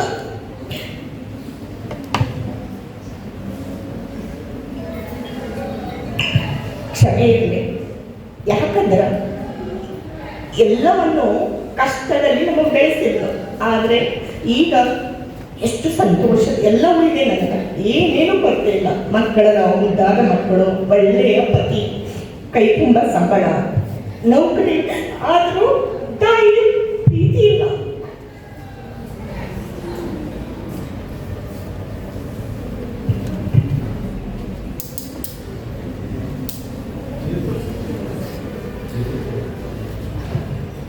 ನನಗ ಅನ್ಸಿದ್ದೆ ಸರ್ ಹೇಳಿದಾಗ ತಾಯಿ ಬಗ್ಗೆ ಮಾತಾಡ್ರಿ ಅಂದ್ರೆ ತಪ್ಪಿ ನಾನು ಭಾವುಗಳಾಗ್ತೀನಿ ಅಂತ. ಎಷ್ಟೇ ಒಂದು ಸಂಯಮದಿಂದಿದ್ರು ಆ ನೆನಪು ಆದಾಗ ಆ ಭಾವನೆ ತಪ್ಪಲಿಕ್ಕೆ ಸಾಧ್ಯವಿಲ್ಲ. ಹೀಗಾಗಿ ಸಂತೋಷವನ್ನು ಹಂಚಿಕೊಳ್ಳುವಂತಹ ಮನಸ್ಸು, ಖಾಲಿ ಅನ್ನಿಸ್ತಿದೆ ಎಲ್ಲವೂ ನಮಗೆ ಒಂದು ರೀತಿಯಾಗಿ ಖಾಲಿತನ, ಎಲ್ಲವೂ ಇದ್ರೂ ಆ ಪ್ರೀತಿ ಇರುವ ತನಕ. ಆದ್ರೆ ನಾ ಯಾಕೆ ಇಷ್ಟು ನಿಮ್ಮ ಮುಂದೆ ಹೇಳ್ತಾ ಇದ್ದೀನಿ ಅಂದ್ರೆ, ನಿಮ್ಮ ತಂದೆ ತಾಯಿಗಳು ಎಷ್ಟು ನಿಸ್ವಾರ್ಥದಿಂದ ನಿಮಗೆ ಬೆಳೆಸ್ತಾರಂದ್ರೆ ಅವರು ಇರುವ ತನಕನೇ ನಾವು ಅವರಿಗೆ ಏನು ಅಂತಂದ್ರೆ ಗೌರವಪೂರ್ವಕವಾಗಿ ನೋಡ್ಕೊಳ್ಬೇಕು. ಅವರಿಗೆ ದುಃಖವಾಗದಂತೆ ನಮಗೆ ದುಃಖ ತೋರಿಸ್ಕೊಳ್ಳೋಂಗಿಲ್ಲ ರೀ. ತಾಯಿಯಾದವಳು ಎಂದೂ ದುಃಖ ಮಕ್ಕಳ ಮುಂದೆ ವ್ಯಕ್ತಪಡಿಸೋದಿಲ್ಲ, ಹೊಟ್ಟೆಯಲ್ಲೇ ಹಾಕಿಕೊಂಡಿರ್ತಾಳೆ. ಇಂಥ ಅದ್ಭುತ ಎಲ್ಲವೂ ಇದ್ರೂ ಯಾಕೆ ಅಂತಂದ್ರೆ ಖಾಲಿ ಅನಿಸ್ತಾ ಇದೆ, ಮನಸ್ಸು ಖಾಲಿ, ಮನೆ ಖಾಲಿ. ಯಾಕೆ ಅಂತಂದ್ರೆ ಆ ನಿಸ್ವಾರ್ಥದ ಸಂತೋಷ ಪಡುವಂತಹ ಮನಸ್ಥಿತಿ, ಆ ಸಂತೋಷ ಪಡುವಂತಹ ಮನಸ್ಸುಗಳು ನೋಡೋದಾದರೆ ಒಬ್ಬ ನನ್ನ ತಾಯಿ ಅಂತ ಅಷ್ಟೇ ಅಲ್ಲ, ಎಲ್ಲರ ತಾಯಿಯೂ ಸಹ ಮಕ್ಕಳೇ ಸರ್ವಸ್ವ ಅಂತ ತಿಳ್ಕೊಂಡು ಆ ತಾಯ್ತನದ ಭಾವ ನಾನು ಒಂದು ಸಣ್ಣ ಘಟನೆ ಹೇಳ್ತೀನಿ. ಎಷ್ಟು ಅಂತಂದ್ರೆ ಕೊರೋನಾ ಸಂದರ್ಭದಲ್ಲಿ ಗಂಭೀರ ಪರಿಸ್ಥಿತಿಯ ಕೊರೋನಾ ನಮಗೂ ಪಾಸಿಟಿವ್ ಆದಾಗ ಅನಿಸ್ತು, ಇಷ್ಟು ದೊಡ್ಡವಳಾದೆ, ನೌಕರಿ ಐತಿ, ಮಕ್ಕಳದಾರ, ಗಂಡದಾರ, ನನಗೆ ನೋಡ್ಕೊಂಡು ಹೋಗ್ಲಿಕ್ಕೆ ಇಷ್ಟೆಲ್ಲ ಆರಾಮೈತಿ. ಆದರೂ ತಾಯಿಗೆ ಕಳ್ಕೊಂಡಾಗ ಪ್ರತಿಕ್ಷಣ ನೋವಿನ ನದಿನಿ. ಈಗ ನನಗೆ ಕೊರೋನಾ ಬಂದಾಗ ಪಾಸಿಟಿವ್ ಆದಾಗ ಬಹಳ ಗಂಭೀರಕ್ಕೆ ಹೋಗಿತ್ತು.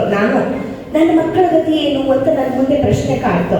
ನಾನು ನನ್ನ ಸಲುವಾಗಿ ಬದುಕಿಸ್ಬೇಕಂದ್ರೆ ಮಕ್ಕಳ ಸಲುವಾಗಿ ಆದರೂ ನನ್ನನ್ನು ಬದುಕಿಸು. ಯಾಕಂದ್ರೆ 35 ವರ್ಷಗಳವರೆಗೂ ಕೈ ಹಿಡಿದು ಸಾಕಿದಂತಹ ತಾಯಿಗೆ ಕಳ್ಕೊಂಡಾಗ 35 ವರ್ಷ ಆದ್ಮೇಲೂ ಅವಳಿಗೆ ಬಿಟ್ಟು ಬದುಕೋದು ಪ್ರತಿಕ್ಷಣ ಕಷ್ಟ ಅನಿಸ್ತಾ ಇದೆ. ಆದ್ರೆ ನನ್ನ ಮಕ್ಕಳು ಇನ್ನೂ ಸಣ್ಣವರದಾರ, ಈಗಲೇ ಆಗಾತಾಯಿತು ಅಂದ್ರೆ ದೇವರ ಜೊತೆ ಒಂದು ರೀತಿಯಾಗಿ ಜಗಳ ಮಾಡಿದಂಗಾತ್ರಿ ನನ್ನ ಮನಸ್ಥಿತಿ.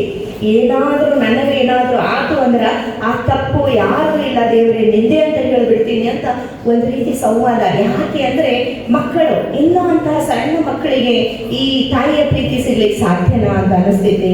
ಹಾಗಾಗಿ ನಾವು ಇರುವ ತನಕ ಆ ತಾಯಿಯನ್ನು ಎಂದೂ ಮರಿಬಾರದು.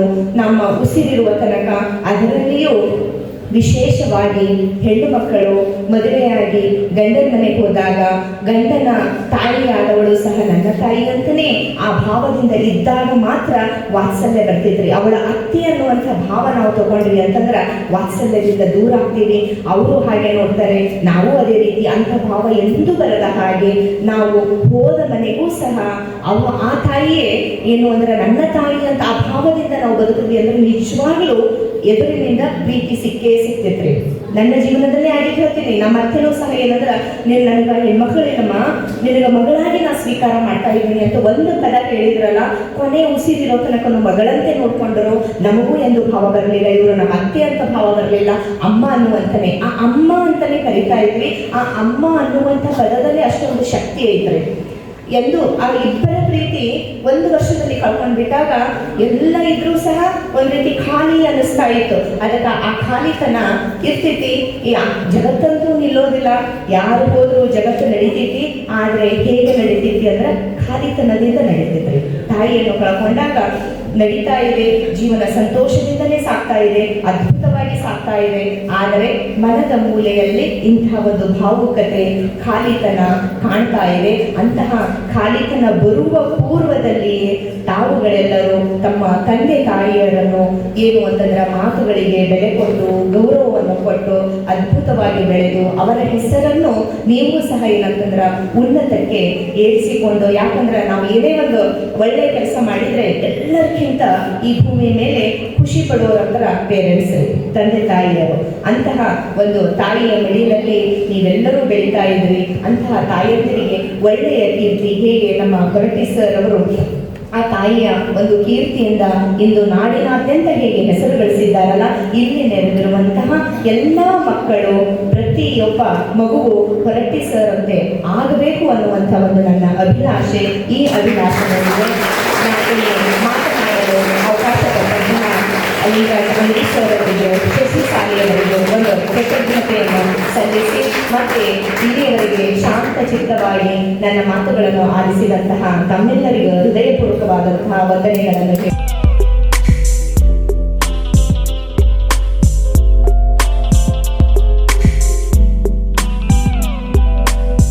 ಈಗಾಗಲೇ ನಾವು 6 ಕಾರ್ಯಕ್ರಮ ಮಾಡಿದ್ದೇವೆ. 5 ಕಾರ್ಯಕ್ರಮಕ್ಕೆ ಕೊರಟಿ ಸಾಹೇಬರು ಇದ್ದರು. ಬಟ್ ಈಗ ತಮ್ಮೆಲ್ಲ ಬಂದಿದ್ದಂತೆ ಸಾಹೇಬರು ಸಭಾಪತಿಗಳಾಗಿದ್ದಕ್ಕೆ ರಾಜ್ಯದ ತುಂಬ ಬೆಂಗಳೂರಲ್ಲಿ ಸಿದ್ದಕ್ಕೆ ಮತ್ತು ಅಂಬೇಡ್ಕರ್ ಒಂದು ಒಂದು ಪುಣ್ಯ ಕಾರ್ಯಕ್ರಮ ಇದೆ. ಆ ಕಾರ್ಯಕ್ರಮದಲ್ಲಿ ಭಾಗವಹಿಸಿದ್ದಕ್ಕಾಗಿ ಅವ್ರು ಬರಲಿಕ್ಕೆ ಆಗಲಿಲ್ಲ. ಆ ಒಂದು ನಿಟ್ಟಿನಲ್ಲಿ ಸಾಹೇಬರೆಲ್ಲ ನಮ್ಮ ಸುಪುತ್ರರಾದ ವಸಂತ ಹೊರಟ್ಟಿ ಅವರು ಕರ್ಕೊಂಡು ಈ ಕಾರ್ಯಕ್ರಮ ಮಾಡೋದು ನನಗೆ ಆದೇಶವನ್ನು ಮಾಡಿದ್ದಕ್ಕೆ ಅವರ ಅನುಪಸ್ಥಿತಿಯಲ್ಲಿ ಇವತ್ತು ಕಾರ್ಯಕ್ರಮ ಹಮ್ಮಿಕೊಂಡಿದ್ದೇವೆ. ಮತ್ತು ನಮಗೆಲ್ಲ ಇನ್ನೊಬ್ಬರು ಸಿಕ್ಕಿದ್ರೆ ಹೊರಟಿ ಸರ್ ನಂತರ ನೆಕ್ಸ್ಟ್ ನನಗೆ ಭಾಳಷ್ಟು ಸಹಾಯ ಸಹಕಾರ ಮಾಡಿದ್ರೆ ಶಶಿ ಸಾಲಿಯವರು ಒಬ್ಬ ಸಹೋದರರ ಸಮಾನರಾಗಿ ನಮ್ಮ ಕಾಲೇಜಿನಲ್ಲಿ ಮಹಿಳಾ ಒಂದು ಕಾಲೇಜಿನ ಆಡಳಿತ ಮಂಡಳಿ ಸದಸ್ಯರಲ್ಲ, ನಾನು ಪ್ರಿನ್ಸಿಪಾಲ್ ಇದ್ದಾಗ ಅಲ್ಲಿ ಪ್ರಾಥಮಿಕದ ಪ್ರತಿಯೊಂದು ನನಗೆ ಒಬ್ಬ ಸಹೋದರನಾಗಿ ಕೆಲಸ ಮಾಡಿ ನನಗೆ ಸಹಾಯ ಸಹಕಾರ ಮಾಡಿದವರು ಶಶಿ ಸಾಲಿಯವರು.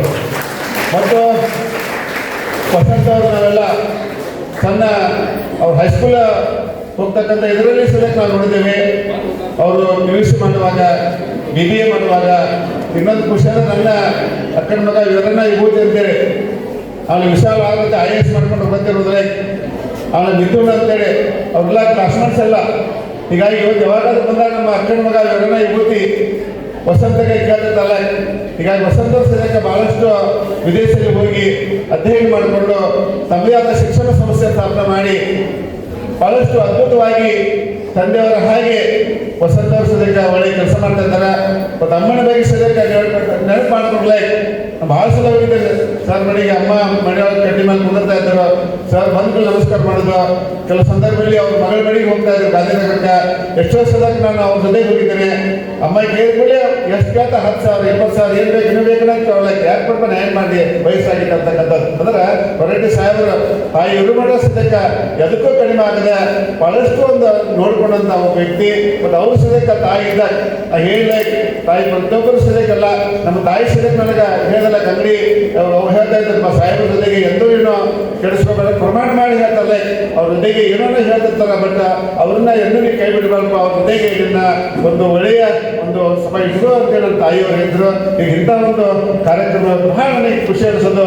ನಮ್ಮ ಜಯಶ್ರೀ ಮೇಡಮ್ ಅದ್ಭುತ ಪ್ರಾಧ್ಯಾಪಕಿ ಅವ್ರದ್ದು ಇದಕ್ಕೆ ಹೋಗಿ ನಿವೃತ್ತಿ ಕಾರ್ಯಕ್ರಮ ಮಾಡಿದಲ್ಲ, ಅವರು ಕಷ್ಟಪಟ್ಟಂಥದ್ದು. ಅವ್ರ ಕುಮಟಾದಲ್ಲಿ ದಕ್ಷಿಣ ಕನ್ನಡದಲ್ಲಿ ಅಧ್ಯಯನ ಮಾಡಿದಲ್ಲ, ಕನ್ನಡ ಸ್ಕೂಲಲ್ಲಿ ಅಧ್ಯಯನ ಮಾಡಿ ಅವ್ರ ತಂದೆಯವರು ಅಷ್ಟೆಲ್ಲ ಅವರು ಮಕ್ಕಳಿಗೆ ಟ್ಯೂಷನ್ ಕ್ಲಾಸ್ ಕೊಟ್ಟು ಬಹಳ ಒಂದು ರಾಷ್ಟ್ರ ಮಟ್ಟದಲ್ಲಿ ಸರಿಕ ಹಲವಾರು ಒಂದು ಸಂಶೋಧನೆ ಕ್ಷೇತ್ರ ಕೆಲಸ ಮಾಡಿ ಡಿಪಾರ್ಟ್ಮೆಂಟ್ ಆಫ್ ಸೋಶಾಲಜಿ ಅಂದ್ರೆ ಎಲ್ಲ ಹಿಂದೆಲ್ಲ ಎಲ್ಲ ಇದ್ರಲ್ಲ ನಮ್ಮ ಮುಡಿಬಿದಿರ್ ಸರ್, ಅತ್ತಾರ್ ಸರ್, ಆಮೇಲೆ ಇನ್ನೂ ಪುನೀತ್ ಸರ್ ಅಂದ್ರೆ ಇಂಥ ಒಂದು ದೊಡ್ಡ ಡಿಪಾರ್ಟ್ಮೆಂಟಲ್ಲಿ ಒಳ್ಳೆ ಕೆಲಸ ಮಾಡಿದಂಥ ಒಂದು ಇದರಲ್ಲಿ ನಮ್ಮ ಜಯಶ್ರೀ ಮೇಡಮ್.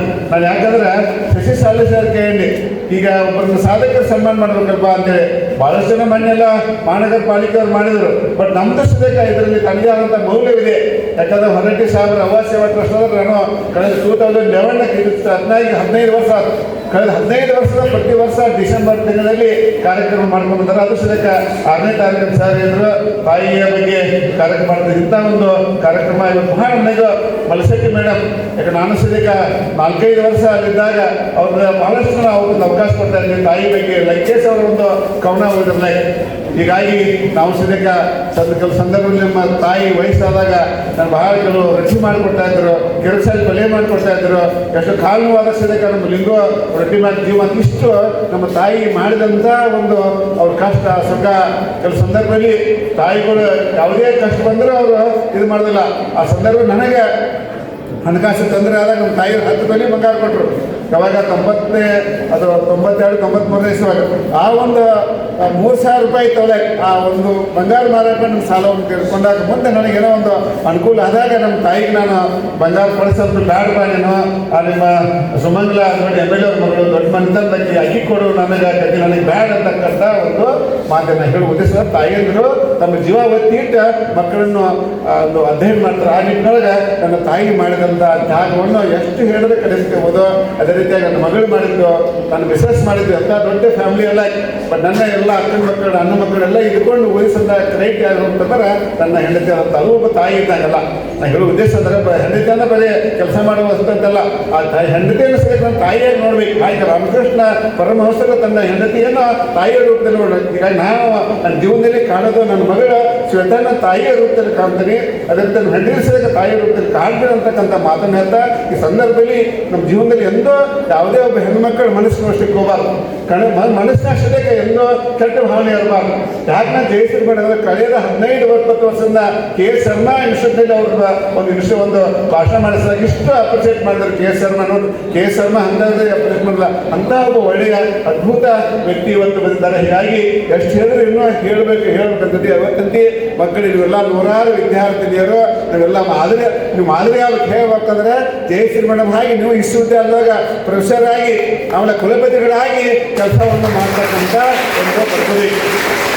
ಯಾಕಂದ್ರೆ ಇಂಥ ಒಂದು ಲ್ಯಾಂಗ್ವೇಜ್ ಸ್ಕೂಲಲ್ಲಿ ಕಲಿತಂಥ ಹಲವಾರು ವ್ಯಕ್ತಿಗಳು ಇಲ್ಲೇ ಕಲಿಸಂಥ ಶಿಕ್ಷಕರು ನಮ್ಮ ಇನ್ನೂ ಸಭಾಪತಿಯಾಗಿದ್ದಾರೆ. ನೀವು ಸದ್ಯಕ್ಕೆ ದೊಡ್ಡ ದೊಡ್ಡ ವ್ಯಕ್ತಿಗಳು ಆಗ್ಬೇಕಂತಕ್ಕಂಥ ಮಾತನಾಡ್ತಾ ಒಟ್ಟಿನಲ್ಲಿ ಇವತ್ತು ಮಲಸಟ್ಟಿ ಮೇಡಮ್ ಇಬ್ಬರನ್ನು ಇವತ್ತು ನೆನೆಸುತ್ತಾ ಇದೇ ಸಂದರ್ಭದಲ್ಲಿ MP ಹಿರೇಮಠ್ ಸರ್ ಇಲ್ಲ, ಪಂಚಾಕ್ಷರಿ ಹಿರೇಮಠ ಅತ್ಯಂತ ಬಹುಭಾಷಾ ತಜ್ಞರಲ್ಲ. ಅವರೆಲ್ಲ ಅವ್ರಿಗೆ ಹಿಂದಿ ಬರ್ತಾ ಇತ್ತು, ಸಂಸ್ಕೃತ ಬರ್ತಾ ಇತ್ತು, ಆಮೇಲೆ ಉರ್ದು ಬರ್ತಾ ಇತ್ತು. ರಾಷ್ಟ್ರ ಮಟ್ಟದಲ್ಲಿ ಅತ್ಯಂತ ನಮ್ಮ ಕರ್ನಾಟಕ ವಿಷಯ ಯಾರಾದ್ರೂ ಹೆಸರು ಬರ್ತಿರೋದು ಪಂಚಾಕ್ಷರಿ ಹಿರೇಮಠ ಅಂತ ಸುಭದ್ರರು ಇವತ್ತು ನನಗೆ ಮತ್ತು ವಸಂತ ಹೊರಗೆ ಸನ್ಮಾನ ಮಾಡಿದ್ದಕ್ಕೆ ಎರಡೂ ಸಂಸ್ಥೆಯ ಹೃದಯಪೂರ್ವಕವಾದಂಥ ಅಭಿನಂದನೆ ಮತ್ತು ಧನ್ಯವಾದನೆ. ಅಷ್ಟೆಲ್ಲ ಬಂಧುಗಳೇ ಮಾತು ಹೇಳಿ ಮುಗಿಸ್ತಾ ಇದ್ದೀನಿ. 1996ನೇ ಇಸ್ವಿಯೊಳಗೆ ಸವಾಯಿ ಗಂಧರ್ವ ಹಾಲ್ನೊಳಗೆ IFAC ಕಾನ್ಫರೆನ್ಸ್ ನಾವು IFAC all India federation of university college teacher organisation ಅಂತ ಒಂದು ದೊಡ್ಡ ಒಂದು ಕಾರ್ಯಕ್ರಮ ಮಾಡಿದಾಗ ವೆಸ್ಟ್ ಬೆಂಗಾಲ್ ಎಜುಕೇಷನ್ ಮಿನಿಸ್ಟರ್ ಇದ್ದರು ಆಮೇಲೆ ಕರ್ನಾಟಕ ರಾಜ್ಯ ಎಲ್ಲ ಕುಲಪತಿಗಳ ವೈದ್ಯರು, ಆಮೇಲೆ ಸ್ಪೀಕರ್ ಇದ್ದರು ನಮ್ಮ ರಮೇಶ್ ಕುಮಾರ್ ವೈದ್ಯರು, ಅಲ್ಲಿ ಹೊರಟ್ಟಿ ಸಾಹೇಬರ ಒಂದು ನೇತೃತ್ವದಲ್ಲಿ ಚೇರ್ಮನ್ಶಿಪ್ನಲ್ಲಿ ಆ ಕಾರ್ಯಕ್ರಮ ಅತ್ಯಂತ ಯಶಸ್ವಿ ಮಾಡಿದಂಥ ಒಂದು ಆ ಸಂದರ್ಭದಲ್ಲಿ ಏನು ವೆಸ್ಟ್ ಬೆಂಗಾಲ್ ಬಂದಂಥ ಬೇರೆ ರಾಜ್ಯ ಬಂದಂಥ ಎಲ್ಲ ಅತಿಥಿಗಳನ್ನು ಪ್ರವಾಸಕ್ಕೆ ಕರ್ಕೊಂಡು ಹೋದಂಥ ವ್ಯಕ್ತಿ ಯಾರು ನಮ್ಮ ಎಂ ಟಿ ರಮಣ ಸರ್. ಇನ್ನೂ ನೆನಪಿದೆ ಸರ್, ಈ ರೀತಿ ಆದಂಥ ಒಂದು ನಾನು ಯಾರೇ ಒಂದು ಸ್ವಲ್ಪ ಸಹಾಯ ಮಾಡಿದರೂ ನಾನು ಯಾರು ಬರಲಿಕ್ಕೆ ಸಾಧ್ಯವಿಲ್ಲ. ಅದೇ ನಿಟ್ಟಿನಲ್ಲಿ ಇವತ್ತು ನಾನು ನಿಲ್ಬೇಕಾದ್ರೆ ಹೊರಟ್ಟಿ ಸರ್ ವಿಶ್ವವಿದ್ಯಾಲಯ ನಾನು ಸಿಂಡಿಕೇಟ್ ಮೆಂಬರ್ ಆಗಬೇಕಾದ್ರೆ ಹೊರಟ್ಟಿ ಸಾಹೇಬರೇ ಕಾರಣ ಅಂತಕ್ಕಂಥ ಮಾತನ್ನು ಹೇಳ್ತಿದ್ದೇನೆ. ಯಾಕಂದ್ರೆ ಸಿಂಡಿಕೇಟ್ ಮೆಂಬರ್ ಆಗೋಷ್ಟು ಸುಲಭ ಈಗ ನಾಮಿನೇಟ್ ಆಗ್ತದೆ. ನಾನು ಸಿಂಡಿಕೇಟ್ ಮೆಂಬರ್ ಆಗಿ 98 2001 ಅವಾಗ ಚುನಾವಣೆ ಆಗ್ತದಲ್ಲ, ಕರ್ನಾಟಕ ವಿಶ್ವವಿದ್ಯಾಲಯ ಪ್ರೊಫೆಸರ್ಸು ಕಾಲೇಜಿನ ಪ್ರಿನ್ಸಿಪಾಲ್ಸ್ ಫೋಟೋ ಆಗ್ತಕ್ಕಂಥ ಸಂದರ್ಭದಲ್ಲಿ ಎಷ್ಟೋ ತಾಲೂಕಿಗೆ ಜಿಲ್ಲೆಗೆ ಹೋದಾಗ ಹಿಮಕರ್ಸೋದಕ್ಕೆ ಇದಕ್ಕೆ ಬಿಜಾಪುರಕ್ಕೆ, ಆಮೇಲೆ ಏನೋ ಒಂದು ಕಾರವಾರ ಜಿಲ್ಲೆಗೆ ಹೋದಾಗ ಹೊರಟ್ಟಿ ಸಾಧ್ಯತೆಲ್ಲ ಹೇಮೋ ಅಂಗಡಿ ಒಂದು ಚುನಾವಣೆ ಇದೆ, ಇಲ್ಲಿ ಪ್ರಿನ್ಸಿಪಾಲ್ ಭೇಟಿ ಆಗಿದೆ, ನೀವು ಒಂದು 10 ನಿಮಿಷ ಕುಂದಿರಂತೆ ಅಲ್ಲಿ ಕುಂದಿರಿಸಿ ಪ್ರಿನ್ಸಿಪಾಲ್ ಭೇಟಿ ಮಾಡಿ ನನಗೆ ಒಂದು ಚುನಾವಣೆ ಒಳಗೆ ಆಯ್ಕೆ ಮಾಡಿದಂಥ ಒಂದು ವ್ಯಕ್ತಿ ಆದ್ರೆ ಹೊರಟ್ಟಿ ಸರ್ ನನಗೆ ಮಾಡಿದ್ದಾರೆ ಅಂತಕ್ಕಂಥದ್ದು. ಅಷ್ಟೇ ನಿಮ್ಗೆ ನಂತರಲ್ಲ 3 ಅಧ್ಯಕ್ಷ ಸಿಂಡಿಕೇಟ್ ಮೆಂಬರ್, ಸ್ನೇಟ್ ಮೆಂಬರ್, ಅಕಾಡೆಮಿ ಕೊಡಿಸುವ ಕರ್ನಾಟಕ ಇತಿಹಾಸದೊಳಗೆ ನಾನೇ ಒಬ್ಬನೇ ಅಂತ ಎಲ್ಲ ಸ್ಥಾನ ಕೊಟ್ಟಂಥ ವ್ಯಕ್ತಿ ಆಗಿದ್ರೆ ಸರ್ ಹೊರಟ್ಟಿ ಸರ್ ಅಂತಕ್ಕಂಥ ಮಾತನಾಡ ಈ ಸಂದರ್ಭದಲ್ಲಿ ನಮ್ಮ ಏನು ಸನ್ಮಾನ ಸ್ವೀಕರಿಸಿದಂಥ ಜಯಶ್ರೀ ಮೇಡಮ್ ಅವರು ಈ ಕಾರ್ಯಕ್ರಮವನ್ನು ಉದ್ದೇಶಿಸಿ ಮಾತಾಡಬೇಕು. ಈಗ ಇನ್ನೊಂದು 5-10 ನಿಮಿಷ ನಮ್ಮ ಜ್ಯೋತಿ ಮೇಡಮ್ ಅವರು ಮಹಾಪೌರು ಇವತ್ತಕ್ಕಂತ ಗೊತ್ತಿದೆ ಅಂಬೇಡ್ಕರ್ ಅವ್ರದ್ದು ಬರೀ ನಿರ್ಮಾಣ ಅಂದ್ರೆ ಒಂದು ಅವ್ರ ಪುಣ್ಯದ ಒಂದು 1956 ಡಿಸೆಂಬರ್ 6ನೇ ತಾರೀಕು ಅವರು ನಮ್ಮ ಅಗಲಿ ಹೋದಂಥ ದಿವಸ, ಅಂಥ ಒಂದು ದಿವಸ ನಮ್ಮ ತಾಯಿ ನಮ್ಮ ಏನು ಗೌರವಿಸೋದಕ್ಕೆ ಆಗಲಿಂಥ ಒಂದು ದಿವಸ. ಇಂಥ ಒಂದು ಪುಣ್ಯದ ಅವರೆಲ್ಲ ಒಂದು ಶಾಂತಿ ಸಿಗಲಿ ಅಂತಕ್ಕಂಥ ಉದ್ದೇಶಿಸಿಕೊಂಡು ಈ ಕಾರ್ಯಕ್ರಮ ಮಾಡಿವೆ. ಅದೆಲ್ಲ ಇಲ್ಲಿ ಕುಂಬಾರ ಸರ್ ಅವರ ಸದ್ಯಕ್ಕೆ ಮೊನ್ನೆ ನಿಮ್ಮಂಥ ಪ್ರಶಸ್ತಿಗಿದೆ ಮಹಾನಗರ ಪಾಲಿಕೆಯಿಂದ. ಆಮೇಲೆ ನಮ್ಮ ಹೊರಟ್ಟಿ ಸಾಹೇಬ್ ಅತ್ಯಂತ ಆತ್ಮೀಯರು ನಮ್ಮ ಶಾಲಿಮಠ್ ಸರ್ ಅಂತೇಳಿ ಕಾಲೇಜು ದೈಹಿಕ ಶಿಕ್ಷಕರಾಗಿ ಕೆಲಸ ಮಾಡಿದ್ರು. ಇನ್ನೊಬ್ಬರ ಪಾಟೀಲ್ ಸರ್ ಜೆ ಕಾಲೇಜೊಳಗೆ ದೈಹಿಕ ಶಿಕ್ಷಕರಾಗಿ ಕೆಲಸ ಮಾಡಿದ್ರು. ಅವರೆಲ್ಲ ಹೊರಟ್ಟಿ ಸರ್ ಅಭಿಮಾನಿಗಳೆಲ್ಲ ಹೊರಟ್ಟಿ ಸಾಹೇಬರನ್ನು ಭೇಟಿ ಆಗಲಿಕ್ಕೆಲ್ಲ ಬಂದರೆ. ಇನ್ನು ರೇಣುಕಾ ಪಾಟೀಲ್ರು, ನಮ್ಗೆ ಶಕುಂತಲ, ಅನಸೂಯ, ಸಿದ್ದಮ್ಮ ಮತ್ತೆಲ್ಲ ಮಾಧ್ಯಮದ ಸ್ನೇಹಿತರೆಲ್ಲ ಬಂದಿರಪ್ಪ. ಹೀಗಾಗಿ ಈ ಕಾರ್ಯಕ್ರಮದಲ್ಲಿ ನಮ್ಮ ಕೌದಿರಿ ಸರ್ ಭಾಳ ಚೆನ್ನಾಗಿ ಮಾತಾಡ್ತಾರೆ. ಮತ್ತೊಮ್ಮೆ ಎಲ್ಲ ವಿನಂತಿ ಏನಪ್ಪ, ನೀವೆಲ್ಲ ಏನು ತಾಯಿಯಂದ್ರೆ ಮುಂದೆ ನಿಮ್ಮ ಜೀವನದಲ್ಲಿ ಎಷ್ಟೇ ಕಷ್ಟ ಬಂದ ಸದ್ಯಕ್ಕೆ ಒಳ್ಳೆ ರೀತಿಯಾದ ನಡೆ ನುಡಿ ಜೀವನ ಇವರು ಮಾಡಿಸೋದಕ್ಕೆ ಅದನ್ನು ಕಾಪಾಡಿಕೊಂಡು ಹೋಗ್ಬೇಕಂತ ಅತ್ಯಂತ ಮೇಲೆ ನಾನು ಕೈ ಮುಗಿದಕ್ಕೆ ಧನ್ಯವಾದಗಳು. ಪ್ರೊಫೆಸರ್ ಲಿಂಗರಾಜ್ ಅಂಗಡಿ ಅವರು ನನಗೆ ಫೋನ್ ಮಾಡಿ, ಮೇಡಮ್ ಸನ್ಮಾನ ಕಾರ್ಯಕ್ರಮ ಇಟ್ಕೊಂಡಿದ್ದೀವಿ, ನಿಮ್ಮ ರಿಟೈರ್ಮೆಂಟ್ ಫಂಕ್ಷನ್ ನೋಡಿದ್ವಿ ನಾವು, ಅದರಲ್ಲಿ ನಿಮ್ಮ ಸಾಧನೆಯನ್ನು ನೋಡಿ ನೀವು ನಮ್ಮ ಒಂದು ಸಾಧಕರಿಗೆ ಕೊಡುವಂಥ ಪ್ರಶಸ್ತಿಯನ್ನು ಸ್ವೀಕರಿಸಬೇಕು ಅಂದರು. ಆದರೆ 6ನೇ ತಾರೀಕು ಇವತ್ತು ನನ್ನ ಮಕ್ಕಳು ಫಾರಿನಿಂದ ಬಂದಿದ್ದಾರೆ, 2 ಮಕ್ಕಳು ಬಂದಿದ್ದಾರೆ, ಎಲ್ಲರೂ ಮನೆಯಲ್ಲೇ ಇದ್ದಾರೆ, ಬೆಳಿಗ್ಗೆ ಬಂದಿದ್ದಷ್ಟೇ ಅವರು. ಆದ್ರೂ ನಂಗೆ ಗೊತ್ತಿತ್ತು ಆ ದಿನ ಅವ್ರು ಬರ್ತಿದ್ದಾರೆ ಅಂತ. ಆದ್ರೂ ನಾನು ಒಪ್ಕೊಂಡೆ, ಯಾಕಂದರೆ ಲಿಂಗರಾಜ್ ಅಂಗಡಿಯವರದ್ದು ಎಲ್ಲ ಕಾರ್ಯಕ್ರಮಗಳಿಗೂ ನಾನು ಇಲ್ಲ ಅಂದಿದ್ದೇ ಇಲ್ಲ. ಅದಲ್ಲದೆ ಅವ್ವ ಟ್ರಸ್ಟ್ನಲ್ಲಿ 2015ನೇ ಇಸ್ವಿಯಲ್ಲಿ ಒಂದು 8,000 ಜನ ಶಿಕ್ಷಕರನ್ನು ಕೂಡಿಸಿ ಒಂದು ಸಮಾವೇಶ ಮಾಡಿದ್ರು, ಮಹಿಳಾ ಸಮಾವೇಶ. ಯಾರು? ಬಸವರಾಜ್ ಹೊರಟ್ಟಿ ಸರ್. ಅದಕ್ಕೆ ನಾನು ಬಂದಿದ್ದೆ. ಆಗ ಅವರ ಶಕ್ತಿ, ಅವರ ಯುಕ್ತಿ, ಅವರ ಪಾಪ್ಯುಲಾರಿಟಿಯನ್ನು ನೋಡಿ ಬೆರಗಾಗಿ ಹೋಗಿದ್ದೆ ನಾನು. ನಿಜವಾಗಿ ಅಷ್ಟು ಜನ ಮಹಿಳೆಯರನ್ನು ಒಂದು 6:30-7 ಗಂಟೆ ತನಕ ಬೆಳಿಗ್ಗೆಯಿಂದ ಕೂತಿದ್ದಾರೆ ಅವರು. ಅಷ್ಟು ತನಕ ಹಿಡಿದಿಟ್ಕೊಳ್ಳುವಂಥ ಶಕ್ತಿ ಇರುವುದು ಅವರಿಗೆ ಮಾತ್ರ. ಅವ್ವ ಟ್ರಸ್ಟ್ ವತಿಯಿಂದಲೇ ಅದನ್ನು ನಡೆದಿದೆ. ಅಂತಹ ಒಂದು ಏನು ಸಭೆಯನ್ನು ನಾನು ನೋಡಿರಲಿಲ್ಲ. ಅದು ಮಹಿಳೆಯರೇ ಮಾತ್ರ ಇರುವಂತಹ ಸಭೆ, ಶಿಕ್ಷಕಿಯರೇ ಮಾತ್ರ. ಇದು ಯಾಕೆ ಹೇಳ್ತಾ ಇದ್ದೇನೆಂದರೆ, ಇಲ್ಲಿ ಲ್ಯಾಮಿಂಗ್ಟನ್ ಸ್ಕೂಲಲ್ಲಿ ನಾನು ಬಂದಾಗ ನನಗೆ ಗೊತ್ತಾಯಿತು ಹೊರಟ್ಟಿ ಸರ್ ಅವರು ಇಲ್ಲಿ ಕಲ್ತಿದ್ದಾರೆ ಅಂತ. ಶಿಕ್ಷಕರಾಗಿದ್ದರು, PG ಏನು ಪಿ ಟಿ ಮಾಸ್ಟರ್ ಆಗಿದ್ರು ಅಂತ. ಯಾವ ಶಾಲೆಯ ಮಣ್ಣು ತುಂಬ ಜನರನ್ನ ಉತ್ಪತ್ತಿ ಮಾಡ್ತಿದ್ದಾರೆ, ಅದು ಒಂಥರ ಅವ್ವ ಇದ್ದಂಗೆ. ಆ ಶಾಲೆಯ ಒಂದು ವಾತಾವರಣ ಇದೆಯಲ್ಲ, ಈಗ KCD, KUD ಹಾಗೆಲ್ಲ ಹೇಳ್ತಾರಲ್ಲ, ಯಾಕಂದರೆ ಆ ಶಾಲೆಯಲ್ಲಿ ಒಂದು ಶಕ್ತಿ ಇದೆ. ಯಾಕಂದರೆ ತುಂಬ ಜನರು ಬಂದಿರ್ತಾರೆ, ಪಾಸಿಟಿವಿಟಿ ಇರ್ತದೆ, ಅದರಲ್ಲಿ ಸಕಾರಾತ್ಮಕತೆ ಇರ್ತದೆ, ಅಥವಾ ಮೌಲ್ಯಗಳಿಂದ ಕಟ್ಟಲಾಗುತ್ತದೆ ಒಂದು ಶಾಲೆಯನ್ನು. ಶಾಲೆ ಅಂದರೆ ಸಿಮೆಂಟು ಅಥವಾ ಇಟ್ಟಂಗಿಗಳ ಒಂದು ಗೂಡು ಅಲ್ಲ ಅದು. ಇಲ್ಲಿ ಮೌಲ್ಯಗಳು ಇರ್ತವೆ ಅನ್ನುವುದಕ್ಕೆ ಉದಾಹರಣೆ. ಇಲ್ಲಿ ಹುಟ್ಟಿ ಅಥವಾ ಇಲ್ಲಿ ಬೆಳೆದು ಇಲ್ಲಿಯ ಶಾಲೆಯ ಶಿಕ್ಷಕರಾಗಿ ಕಲಿತು ಎಲ್ಲರೂ ಮುಂದೆ ಅನೇಕ ಉತ್ತುಂಗದ ಶಿಖರವನ್ನು ಏರಿದ್ದಾರೆ. ನಾನು ನನ್ನ ಒಂದು ತಾಯಿ ಅನ್ನುವಾಗ ನಮ್ಮ ತಂದೆ ತಾಯಿ ಅಂದ್ರೆ ನಾವು ನೆನಪು ಮಾಡ್ಕೊಳ್ತೀವಿ. ಅವರಿಗೆ ಅಳು ಬಂತು ಆಗ, ಯಾಕಂದ್ರೆ ತಾಯಿಯನ್ನು ನೆನಪಿಸ್ಕೊಂಡು. ನನ್ನ ತಾಯಿ 5ನೇ ಕ್ಲಾಸ್ ಮಾತ್ರ ಓದಿದ್ದು.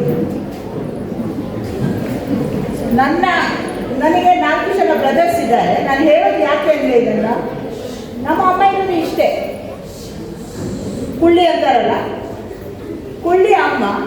ಅಪ್ಪ ತುಂಬ ಉದ್ದ, ಆದರೆ 4 ಜನ ಗಂಡು ಮಕ್ಕಳು 6.1 ಅಂದರೆ 6 ಫೀಟ್ 1.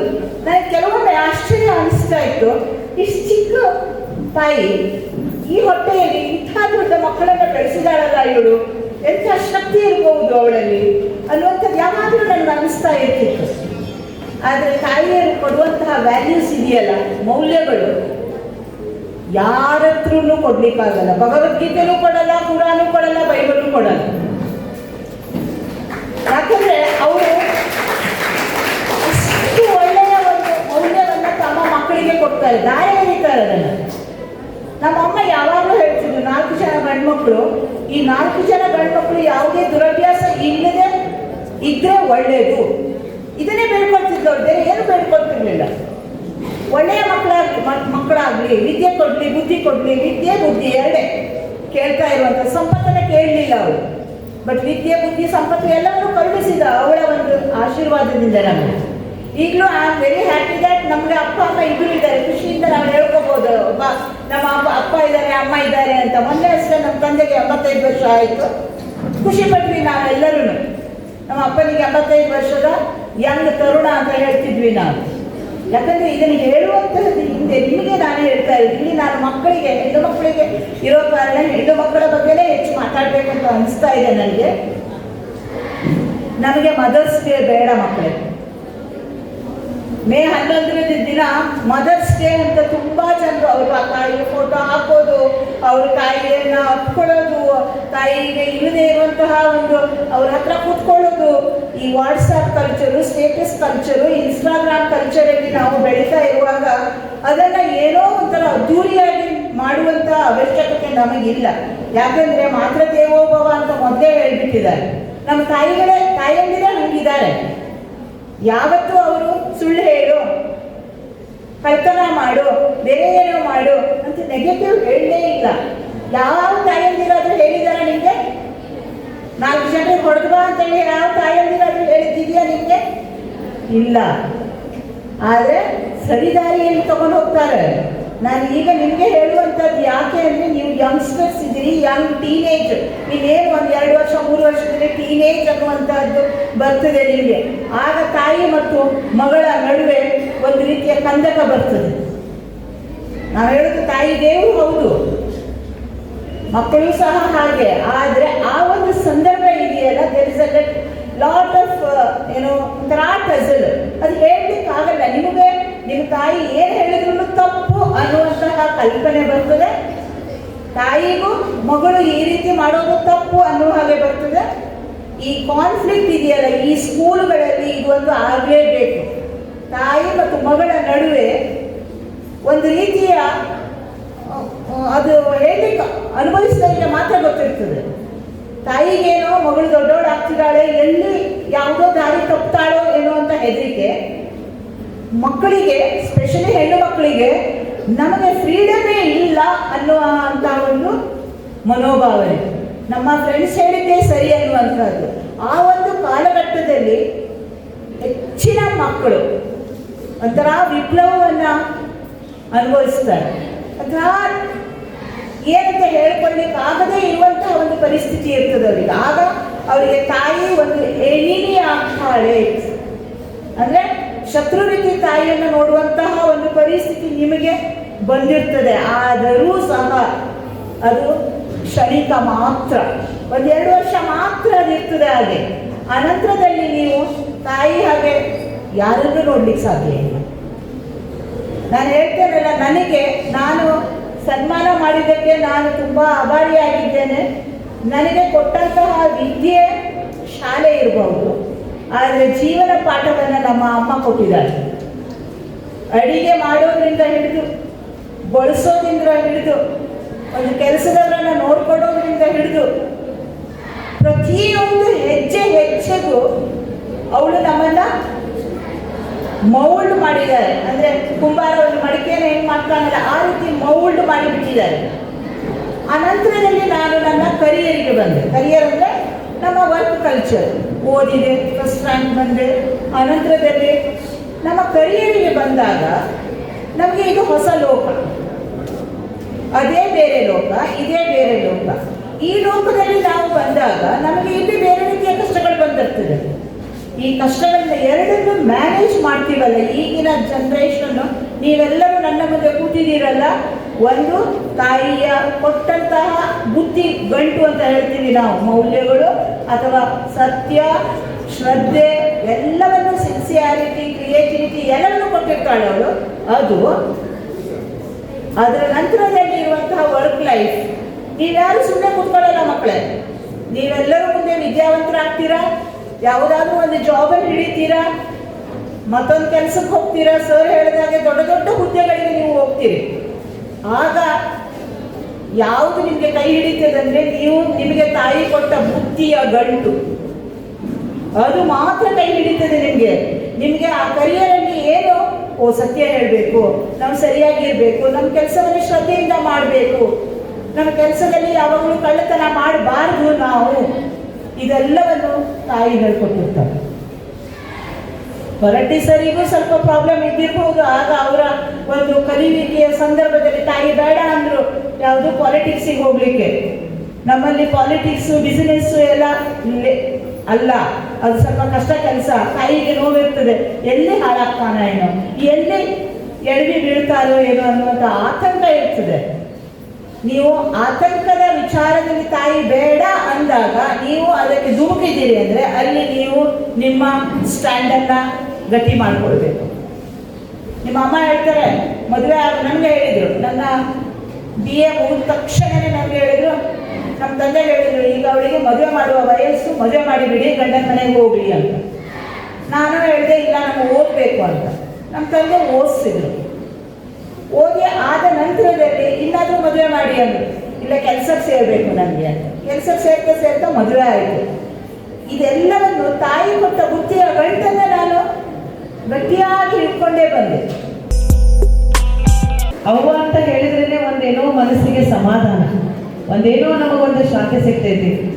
ನೋಡ್ರಿ, ಶಾಲೆಯಿಂದ ಮನೆಗೆ ಹೋದ್ಮೇಲೆ ಅವ್ವ ಮನೆಯೊಳಗೆ ಕಾಣಲಿಲ್ಲ ಅಂದ್ರೆ ಅದು ನಮಗೆ ಕಿರಿಕಿರಿನೇ ಆಗ್ತಿರ್ತೈತಿ. ಇನ್ನು ನನಗೂ ಆಗ್ತೈತಿ. ನಾನು ಇಷ್ಟೆಲ್ಲ ಹೊರಗಡೆ ಕೆಲಸವನ್ನು ಮಾಡಿ ಮನೆಗೆ ಹೋದಾಗ ನಮ್ಮ ತಾಯಿಯ ಮುಖವನ್ನು ನೋಡಲಿಲ್ಲ ಅಂತಂದ್ರೆ ನನಗೆ ಎಷ್ಟು ಹೊಟ್ಟೆನೋ ಸಮಾಧಾನ ಇರಂಗಿಲ್ಲ. ಅದೇ ರೀತಿ ನಾನು ಈಗ ತಾಯಿ ಆಗಿದ್ದೇನೆ, ನನ್ನ ಮಗಳನ್ನು ಅದೇ ರೀತಿ ನನ್ನನ್ನು ನೋಡಿ ಸಮಾಧಾನ ಪಡ್ಕೋತಾಳೆ. ಆದ್ರೆ ಭಾಳ ಸಣ್ಣ ವಯಸ್ಸಿನವಳಿದ್ದಾಳೆ, ಈಗ 5 ವರ್ಷದ ಮಗಳಿದ್ದಾಳೆ. ಆದರೆ ಈ ಕೆಲಸದ ಒತ್ತಡದಿಂದ ಅವಳು ಶಾಲೆಯಿಂದ ಬರೋ ಟೈಮಿಗೆ ನಾ ಇರಂಗಿಲ್ಲ. ಅದನ್ನು ನಾನು ಭಾಳ ಮಿಸ್ ಮಾಡ್ಕೋತೇನೆ.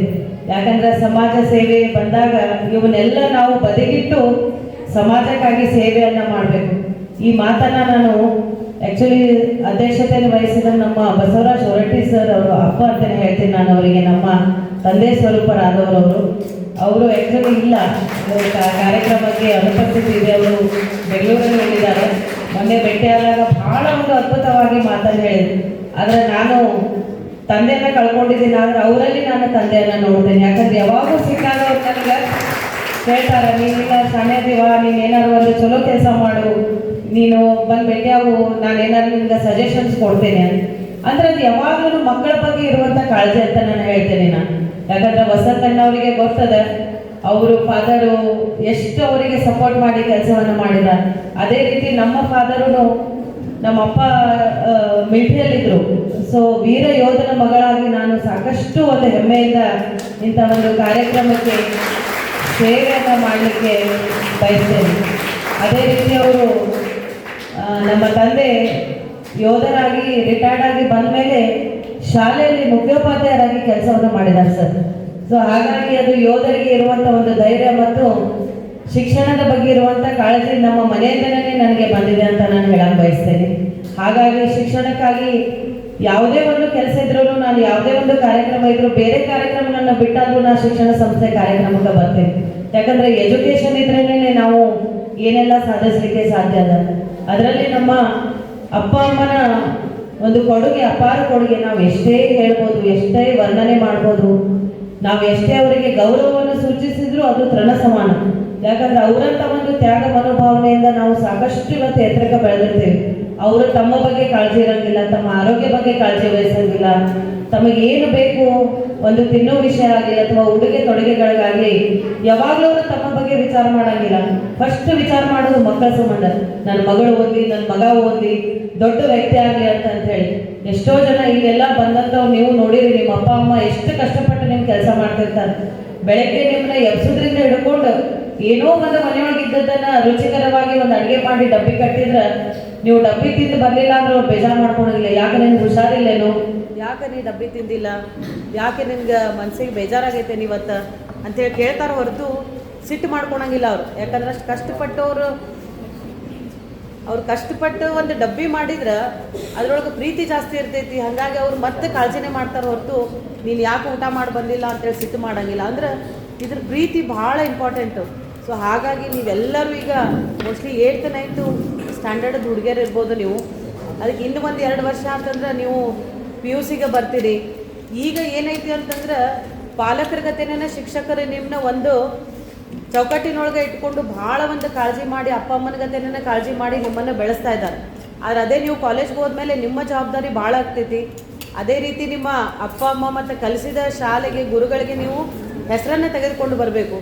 ಯಾವಾಗಲೂ ನಾನು ಕಲಿಯೋತ್ನಾಗ ನಮ್ಮ ಗುರುಗಳು ಒಂದು ಮಾತು ಹೇಳ್ತಿದ್ರು, 2 ಕಣ್ಣು ದೇವ್ರು ಎದೆ ಕೊಟ್ಟಾನಂದ್ರೆ ಒಂದು ಕಣ್ಣು ಪಾಲಕರು, ಇನ್ನೊಂದು ಕಣ್ಣು ಶಿಕ್ಷಕರು ಅಂತ ಹೇಳ್ತಾಯಿದ್ರು. ನಮ್ಮ ಹುಟ್ಟು ಏನಾಗ್ತೈತಿ, ನಮ್ಮ ಹುಟ್ಟು ಹೆಂಗಾಗ್ತೈತಿ, ನಮ್ಮ ತಂದೆ ತಾಯಿಯಿಂದ ಹುಟ್ಟು ಆದಾಗ ನಮ್ಮನ್ನ ನಮ್ಮ ತಂದೆ ತಾಯಿಯಿಂದ ಅಥವಾ ನಮ್ಮ ಮನೆತನದಿಂದ ನಮ್ಮನ್ನ ಗುರ್ತಿಡಿತಾರೆ. ಅಂದ್ರೆ ನಮ್ದು ಪರಿಚಯ ಆಗ್ತೈತಿ. ಇವ್ರ ಮನೆ ಹುಡುಗಿ, ಈ ಮನೆತನದ ಹುಡುಗಿ, ಇವ್ರ ಅಪ್ಪ ಅಮ್ಮ ಹಿಂಗ, ಇವ್ರ ಅಡ್ರೆಸ್ ಹಿಂಗ ಅಂತಂದೇಳಿ.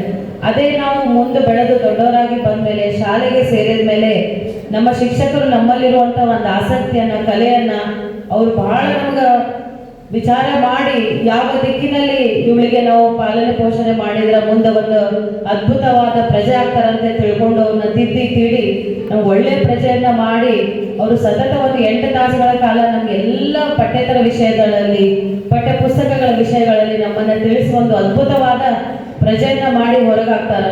ಅವಾಗ ನಮ್ಮ ಗುರುತು ಯಾರಿಂದ ಆಗ್ತೈತಿ, ನಮ್ಮಿಂದ ನಮ್ಮ ಮನೆತನದ ಗುರುತಾಗ್ತೈತಿ.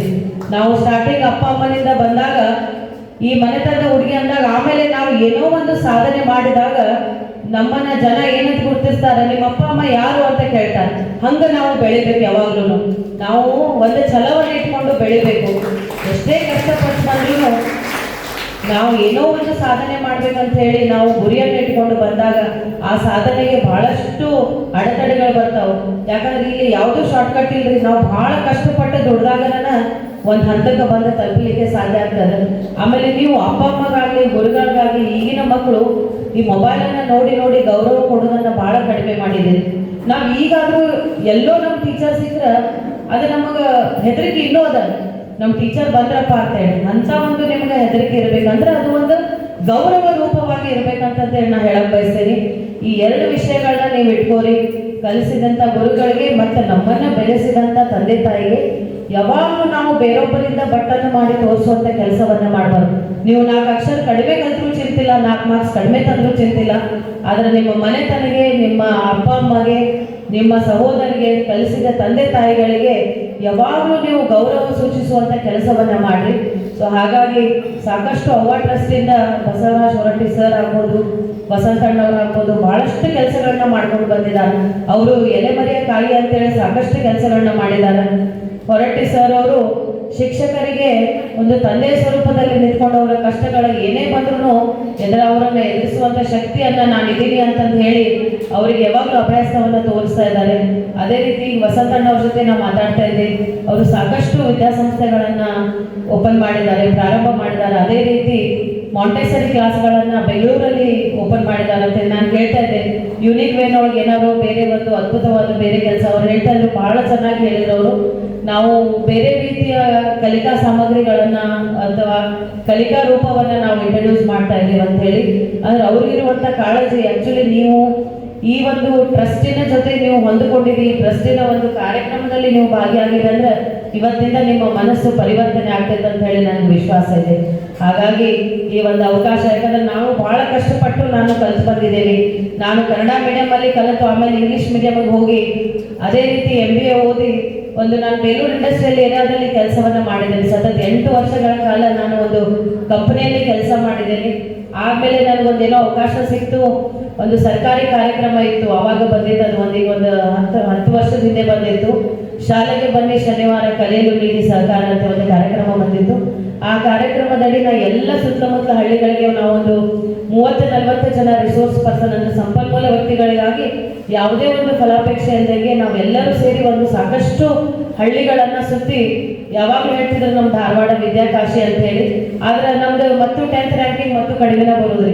ಬೇರೆ ಊರಿಗೆ ಕಂಪೇರ್ ಮಾಡೋದು ನಮ್ದು ಲಾಸ್ಟ್ ಒಂದು ಡಬಲ್ ಡಿಜಿಟ್ ಒಳಗೆ ಇರ್ತಿತ್ತು. ಆದ್ರೆ ಬೇರೆ ಊರಿನವ್ರು ಸಾಕಷ್ಟು ಬೇರೆ ಊರಿನವ್ರು ಎಲ್ಲರೂ ಧಾರವಾಡಕ್ಕೆ ಬರೋರು ಕಲಿಯಾಕ. ಆದ್ರೆ ನಮ್ಮಲ್ಲೇನೆ 10th ಹುಡುಗರು ಬಹಳ ಕಡಿಮೆ ಇದಾರಂತೆ ವಿಚಾರ ಮಾಡಿ ನಾವೆಲ್ಲ ಸಾಕಷ್ಟು ಕೆಲಸಗಳನ್ನ ಮಾಡಿ ನಮ್ಮ 10th SSLC ರಿಸಲ್ಟ್ ಅನ್ನ ನಾವು ಫಸ್ಟ್ ವರ್ಷ ಮಾಡಿದಾಗ ನಾವು 7ನೇ ರ್ಯಾಂಕಿಗೆ ತೆಗೆದುಕೊಂಡು ಬಂದ್ವಿ. ಸತತವಾಗಿ 4 ವರ್ಷಗಳ ಕಾಲ ನಾವು ಸೇವೆಯನ್ನು ಮಾಡಿ ಅಲ್ಲೆಲ್ಲರೂ ನಾವು ಉಚಿತವಾಗಿ ಕ್ಲಾಸ್ಗಳನ್ನ ಹೇಳ್ಕೊಟ್ವಿ. ಅವಾಗ ನಮಗೆ ಮಕ್ಕಳಿಗೆ ನಾವು ಅಂತ ಇದ್ವಿ, ಯೂಶುವಲಿ ಮಕ್ಕಳು ಕಲಿಯಂಗಿಲ್ಲ ಅಂತ ಹೇಳಿದ್ರೆ ಮಕ್ಕಳಿಗೆ ಕಲಿಯುವಂತ ಆಸಕ್ತಿ ಇತ್ತು. ಆದ್ರೆ ಹೆಚ್ಚಿಗೆ ಪೇರೆಂಟ್ಸಿಗೆ ಅಂದ್ರೆ ಪಾಲಕರಿಗೆ ಮಕ್ಕಳನ್ನ ಓದಿಸುವಂತ ಆಸಕ್ತಿ ಬಹಳ ಇತ್ತು. ಯಾಕಂದ್ರೆ ನಾವು ಹೋದಾಗ ಯಾರು ಸ್ಕೂಲ್ನಾಗ ಇದ್ದಿದ್ದಿಲ್ರಿ, ಎಲ್ಲರೂ ಹೂ ಹೊರಕ ಹೊಲಕ್ಕೆ ಸುಗ್ಗಿಗೆ ಹೋಗ್ತಿದ್ರು. ನಾವು ಅವ್ರು ಹೊಲಕ್ಕೆ ಹೋಗೋಗಿ ಅವ್ರ ಪೇರೆಂಟ್ಸಿಗೆ ನಾವು ಹೇಳಿದಾಗ ನೋಡ್ರಿ ನಾನೇ ಬಂದು ಬಿಟ್ಟು ಹೋಗ್ತೇನೆ ಅಂತ ಹೇಳಿ ಮುಂದೆ ಒಂದು 2-3 ತಿಂಗಳ ಒಳಗೆ ಅಟೆಂಡೆನ್ಸ್ ಫುಲ್ ಆತ ನಮ್ದು. ಅಂದ್ರೆ ಅಷ್ಟು ನಾವು ಕಾಳಜಿನ ವಹಿಸಿ ನಾ ದುಡ್ದಾಗ ನನ್ನ ಮಗ ದುಡಿದ್ ಬ್ಯಾಡ್ರಿ, ನೋಡ್ರಿ ನಮ್ಮ ಶಾಲೆಗೆ ಇಂಥ ಸರ್ ಬಂದಾರ, ಇಂಥ PDO ಬಂದಾರ, ಇಂಥ ಗ್ರಾಮ ಪಂಚಾಯತಿ ಅಧಿಕಾರಿಗಳು ಬಂದಾರ, ಇವತ್ತಿನ ನಾಳೆ ನನ್ನ ಮಗನ ಹಂಗಾಗ್ಲಿಲ್ಲ ಅಂತೇಳಿ ಬಹಳ ಕಳ್ಕಳಿಂದ ಅವ್ರು ಹೇಳಿದಾಗ ನಾವು 1 ವರ್ಷ ಮಾಡ್ಬೇಕಂದವ್ರನ್ನ ಸತತವಾಗಿ 4 ವರ್ಷಗಳ ಕಾಲ ಸೇವೆಯನ್ನ ಮಾಡಿದ್ವಿ. ಅದಕ್ಕೆ ಯಾವುದೂ ಶಾರ್ಟ್ಕಟ್ ಇರುವುದಿಲ್ಲ. ಅದಕ್ಕೆ ನೀವು ಏನೇ ಕಷ್ಟಪಟ್ಟ, ಎಷ್ಟು ಕಷ್ಟಪಟ್ಟ ಓದ್ತೀರಿ ಅಷ್ಟು ನೀವು ಮುಂದೆ ಬರ್ತೀರಿ ಅಂತ ಹೇಳಿ ಈ ಕಾರ್ಯಕ್ರಮಕ್ಕೆ ನನ್ನನ್ನು ಕರೆದು ಆತ್ಮೀಯವಾಗಿ ಸನ್ಮಾನಿಸಿ ಮಾತಾಡಲು ಅವಕಾಶ ಮಾಡಿಕೊಟ್ಟ ಎಲ್ಲರಿಗೂ ಅಧ್ಯಕ್ಷರಾದಿಯಾಗಿ ಪ್ರಧಾನ ಕಾರ್ಯದರ್ಶಿ ಎಲ್ಲರಿಗೂ ನಾನು ವಂದಿಸಿ ಮಾತನಾಡಿದ. ಗ್ರಾಹಕರೇ, ಸೆಕೆಂಡ್ ಹ್ಯಾಂಡ್ ವಾಹನ ಬೇಕಾ? ಕಾರ್ ಮತ್ತು ಬೈಕ್ ಬೇಕಾದರೆ ನ್ಯಾಷನಲ್ ಆಟೋ ಕನ್ಸಲ್ಟೆಂಟ್ಗೆ ಭೇಟಿ ನೀಡಿ. ಇಲ್ಲಿ ಎಲ್ಲ ತರಹದ ಸೆಕೆಂಡ್ ಹ್ಯಾಂಡ್ ಬೈಕ್ ಮತ್ತು ಕಾರುಗಳು ಸಿಗುತ್ತದೆ. ವಿಶೇಷವೇನೆಂದರೆ ಲೋನ್ ಮೂಲಕ ವಾಹನ ಖರೀದಿ ಮಾಡಬಹುದು. ನೀವು ಭೇಟಿ ನೀಡಬೇಕಾದ ಸ್ಥಳ old DSP circle, BSL office near KC park, Dharwad. Mobile ಸಂಖ್ಯೆ 7348821313 9008447288. ಈ ನಂಬರ್ಗೆ ಹೆಚ್ಚಿನ ಮಾಹಿತಿಗಾಗಿ ಸಂಪರ್ಕಿಸಬಹುದು.